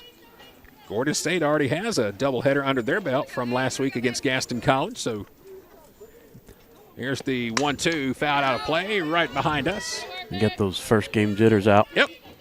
From that first game. And again, they will be down in South Georgia on Saturday. They're going to be taking on Andrew College in an afternoon doubleheader Saturday. I think everybody playing in South Georgia and Southeast Georgia right off of 75 should be good. If you're in Southwest Georgia, just south of the Columbus area, it could be a little iffy with the rain that's supposed to be coming in Saturday. If you're going to be playing in East Georgia, I think you'll be okay. But if you're playing anywhere from Rome to Carrollton to Columbus to all the way down that western side of Georgia, it may be a challenge to get games in. 1-2 count. Dorsey gets her sign, the wind, and the pitch swung on and missed. There's a great rise ball from Dorsey. And down goes Madison Smith. Second time she has struck out swinging. And we'll go to the bottom of the order. Rebecca Hargrove slapped one to left her last time to the plate. Shows bunt, pulls it back, and there's a strike on the outside corner. Rebecca Hargrove, a walk and a single today. She's the number 9 spot in the lineup. Runners on first and second. Here's the pitch. Shows bunt again, pulls it back. Same spot. Yes, sir, indeed. Dorsey is painting that outside corner, and she's ahead of the count, 0-2. Dorsey gets her sign. Here's the wind and the pitch. This time a little too far outside, and Hargrove didn't chase. Only bad spot here about our location is the left-handed batters that come up. It's really hard to see. Thankfully, we got the TV screen in front of us. Here's the wind and the pitch. High and tight, and it's 2-2. Got to get one of those, like, 65-inch flat screens on the table, Flint. And we can just do like they do with the ESPN games. Just watch it on TV and call it. Might be a little delayed. Here's the 2-2. Swung on and missed. Dorsey will go down swinging. And that'll do it for the Pirates here in the top of the 6th inning. Couple of runners reach. Gio gets a single, but 2 runners are stranded. We'll go to the bottom of the 6th inning. It remains a 10-5 lead for the Highlanders. And well, we have a second here. Let's welcome you back inside the Advanced Roofing and Interiors broadcast booth. Very happy to have all of you here with us today for our doubleheader. I'm Chad Feltman. This is Flint Gavel. Normally our buddy T. Carmichael is here with us today, but T's not here. I know he's watching us on the live stream. T, we miss you. Wish you were here, and hopefully you get back to the ballpark with us real soon. Michael Penn is not here with us today. Michael normally runs all of our camera work for us. He decided not to come to work today and go eat at Buckner's Restaurant, and then sent us a message saying he was eating at Buckner's Restaurant. So appreciate it, Michael. Thank you very much. We haven't gotten any photos of right, him stuffing his face. The chicken and all he had it. Oh, man, but it's been fun to be here at the ballpark, and just want to quickly say thank you very much to Coach Allie Hatterman, to Dr. Tanya Moore, the athletic director, for allowing us to be here and be able to bring you live stream coverage of Highlander softball, Highlander baseball, and basketball. This is an incredible opportunity for K13 Media, and we are extremely honored to be here and to be able to do this. And hopefully all you guys are enjoying the broadcast. You'll share it and be able to come back throughout the season. And it's been pretty cool to meet a lot of the parents here as well, Flint, in between games, and learn where they're from and where their daughters are from, where they've played high school, and just to kind of get to know this family. It's a big honor. Right. We just want to say thank you to everybody for having us here at the ballpark, because we just about lost the tent behind us. Blowing away? No, I think somebody tripped over. It fell. I Something happened. I think everybody's okay back there. So, bottom of the 6th inning, Skylar Evans will lead it off. First pitch is a strike. All right, so another new softball chant today I learned. Skylar wears a tutu. No, I've heard that one. It's because she's number 22. Yep. Here's the 0-1. Slap to first and a catch. Line drive taken away. Great play at first base by Alexis Brown. And that'll be the first out here in the 6th. I thought she just liked wearing tutus or something away from the ball field. I wasn't going to judge. Anna Baldwin will come to the plate now with 1 out. First pitch to Anna, slapped out toward her right, and this one's going to get down for a base hit off the glove of Hargrove. Baldwin's going to try to get 2, going to have to hurry, and she's going to get gunned down. Yeah, both were indecisive on that one. So it'll go down as a, I don't know, you going single, we'll throw call out a single second? and throw out a second, yeah. It was a clean single, but she just stuttered and hesitated too much around the bag at first. Yeah, the right fielder thought she was going to catch it, but then she slowed up, and then she thought it was going to be a single, but then it got under her glove. McEwen sends one out to deep left field. First pitch swinging, and it's going to be caught for out number 3. That was a very quick inning. Here in the bottom of the 6th, we'll go to the top of the 7th. Highlanders 3 outs away from an afternoon sweep over Chattahoochee Valley. We'll see if they can pull it off right after this quick timeout from Barnesville. Hey fans, how would you like to save at your next stop at the pump? Well, thanks to the May & Carter Oil Company, you can. All you have to do is download the new BP Me app today. It's free and it's available for Apple and Android devices. With the new BP Me app, you can save 5 cents per gallon at any BP location across the U.S. Download the new BP Me app today and let the May & Carter Oil Company show you how you can save 5 cents per gallon on your next fill-up. Top of the 7th inning, 3 outs away from another Highlander victory and a sweep here today against Chattahoochee Valley. It's 10-5. Chattahoochee Valley got 2 in the 2nd, 1 in the 3rd, and 2 in the 5th. They've hit 2 two-run homers today. Highlanders with 1 in the 1st, 1 in the 2nd, a 7 spot with 2 outs. They got all their damage in the bottom of the 4th and then a run in the bottom of the 5th. That's where we are right now as we go to the top of the 7th inning. Highlanders just 3 outs away from picking up the victory. Courtney Dorsey on the rubber, trying to shut it down here in the top of the 7th. First pitch is going to one-hop the plate, and that'll be ball 1. We've had 5 home runs between both teams. Well, they've definitely hit some shots today. This young lady right here, Brianna Murray, she's hit one of those. A 2-run homer her last time to the plate. There's ball 2 outside. 2 for 3 in this game. A 2-run homer, a single, and a ground out to second. Ahead in the count here, 2-0. There's the pitch. It's high and outside, and it's 3-0. Top of the order for the Pirates here in the 7th. Brianna Murray, Mackenzie Childs, and Ashley Fleury. 1-2-3 spot. Here's the 3-0 pitch. Swinging on the 3-0, and a single right up the middle. Brianna Murray has her 3rd hit of the game. She wasn't waiting around and being patient there, no doubt. She's hacking. 3 for 4 on the day, and it'll bring up Mackenzie Childs, the right fielder. She is 3 for 3. First pitch on the way to her. Fouled off at the plate. Mackenzie Childs, a single in the first, a single in the third, a single in the 5th. Had an RBI single in the 3rd. Trying to stay perfect at the plate today and keep the game rolling for the Pirates here in the 7th. Probably not going to happen, though. She'll pop this one up over to second, and it'll be put away for out number 1 as Anna Baldwin is able to squeeze it for the first out. So the perfect day is finished for Mackenzie Childs. And it's going to bring up the DP, Ashley Fleury. Runner on first with 1 out. Here comes the first pitch to her. It's outside for ball 1. Brianna Murray is the base runner over at first. 1 out, top of the 7th. Dorsey's ready. Here's the wind and the 1-0. Outside for ball 2. Again, next up for the Highlanders, Saturday doubleheader. They'll play Lake Sumter Community College. They're based out of Florida, but they'll play the game in Swainsboro, Georgia at the campus of East Georgia State College. 2-0, smack back up the middle for a single. Oh, she dropped the ball. And the Highlanders just about got the force out at second. Heads up play in center field by Abby Arnold to come up firing. And the Highlanders almost got the force at second, but Fleury's got a single.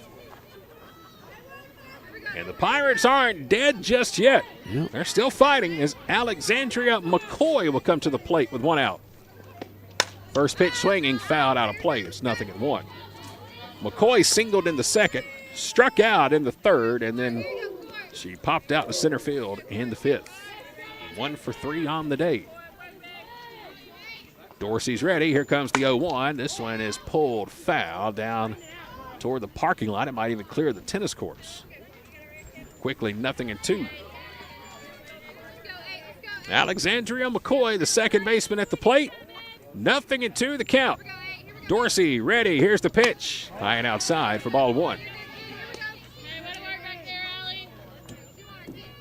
Take a look at our schedule and see when our next home game is here for the Highlanders. I'll tell you about it right after this 1-2 pitch. Here it comes. Just missed outside. It's going to even the count at 2-2. 1 week from today, we're right back here at home with a doubleheader against Heartland Community College. 2 p.m. and 4 p.m. next Thursday. 2-2, fouled out of play. There's another college I haven't heard of. Heartland Community College. Game 1 at 2 o'clock next Thursday. Right back here at Gordon State. 2-2 count. To McCoy, the pitch. Upstairs. Good take. Yeah, good idea. Good discipline there at the plate by McCoy. Counts full. Runners on first and second. Top of the 7th. Here comes the pitch. Low and inside. It's ball 4, and it's going to load the bases. They're trying to make it interesting. Now they're doing just that. Bases loaded, 1 out, top of the 7th, and Katie Capel, the shortstop, will come to the plate. First pitch from Dorsey. High and outside, it's ball 1. Was she 2 for 3 with a sack bunt? Well, she was replaced in the 6th as Odom came in as a pitch hitter. Okay. So she had a sac bunt and then a pop out to first. And she'll foul this one out of play for strike 1. Sac bunt in the 2nd. Pop out to first in the 4th. So this is her 3rd plate appearance today. Here comes the 1-1 pitch. Popped away again over to first base, and it's 1-2. She's chased a couple of bad balls there. And it'll bring the count to 1 ball and 2 strikes. Yeah, those were all up. Let's see if she changes her eye level and bring a little drop ball in. See what Dorsey wants to come with here. She's ahead in the count, 1-2. The wind, the 1-2 pitch. Grounded to third. Edwards has it. Will come to home. There's the force, and oh, what a play at the plate. Allie McGee just about pulled off the plate, but made a great play to tiptoe and find the bag and get the force out for out number 2. So it's going to go down as a fielder's choice. 2 outs, bases loaded. Highlanders 1 out away. And it's going to bring up Alexis Brown. Got to be careful here. Brown had a 2-run homer in the 2nd inning. So she's got some home run power. It's 10-5. Top of the 7th inning.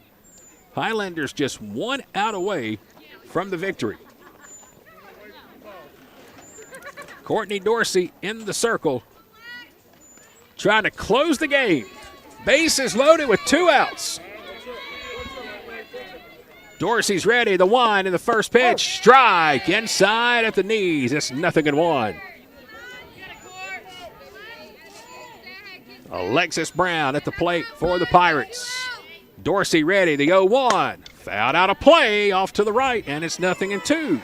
Yeah, she's looking to hit the ball hard somewhere, if not over the fence. 0-2 count. 2 outs. Highlanders a strike away from the win.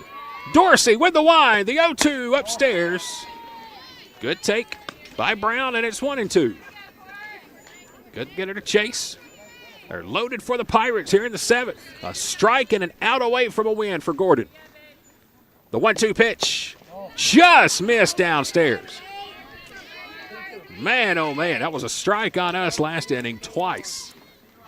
He was the count at 2-2. Dorsey's ready. The pitch. This one is hit weakly down the left field line and foul right off the hands. Dorsey came in tight on Alexis Brown and jammed her up. And we'll see another 2-2 again. Got to be very careful here. Brown had a massive home run in the 2nd inning out toward left center field. 2 balls, 2 strikes, 2 outs. Here we go. Dorsey with a sign and the wind. Swung on and missed. Highlanders are going to win it 10-5 as Dorsey will strike out Alexis Brown with the bases loaded. And the Highlanders are going to win it 10-5. They'll get the sweep over Chattahoochee Valley here today at home as the 2 teams will meet and high-five each other. Highlanders going to improve to 3-1 on the season.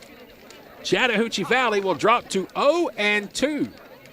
Again, both teams in action on Saturday. Highlanders will be in Swainsboro at East Georgia State College to take on Lake Sumter Community College for an afternoon doubleheader. First game starts at 1. Pirates from Chattahoochee Valley will be down in South Georgia to take on Andrew College in an afternoon doubleheader on Saturday. Next home game for Gordon State, again, 1 week from today.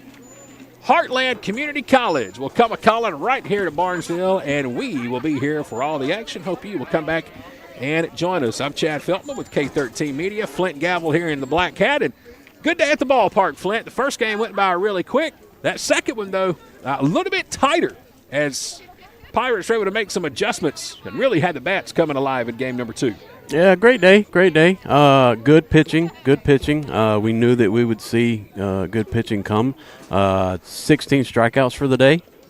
I think we limited our walks to maybe 2 is what I'm seeing. So that's a good ratio you want to keep. Keep runners off the base. Of course, Chattahoochee come out with the bats that second game and really, capitalized on some missed placements of some pitches, hit a bunch of them out. Yeah, 2 home runs in that second game. Yep. So great day, great all-around fielding, no errors, looked good. I was about to say, I don't remember writing an error for the Highlanders today. No. That's always good. Yep. You get 2 wins and no errors. Don't in 2 give games. away outs. That's right. Want to wish Coach Osteen and the Pirates best of luck for the rest of the season. This will be the only time we get to face them in 2024. So best of luck to Chattahoochee Valley. Safe travels down to South Georgia on Saturday. And we wish the Pirates and their fans best of luck the rest of 2024. As for our Highlanders, again, they're on the road Saturday.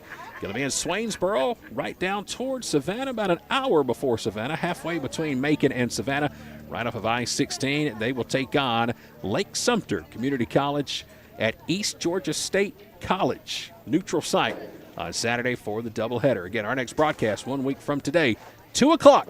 We'll welcome Heartland Community College here to Gordon State. Again, a great day at the ballpark. 2 wins for Coach Hatterman and her team. 8-0 in Game 1, 10-5 in Game number 2. On behalf of Coach Alley, Dr. Tanya Moore, the Director of Athletics, Mr. Flint Gavel, I'm Chad Feltman. Thank you all for tuning in today. Thank you for your comments, your shares, your likes, your reactions.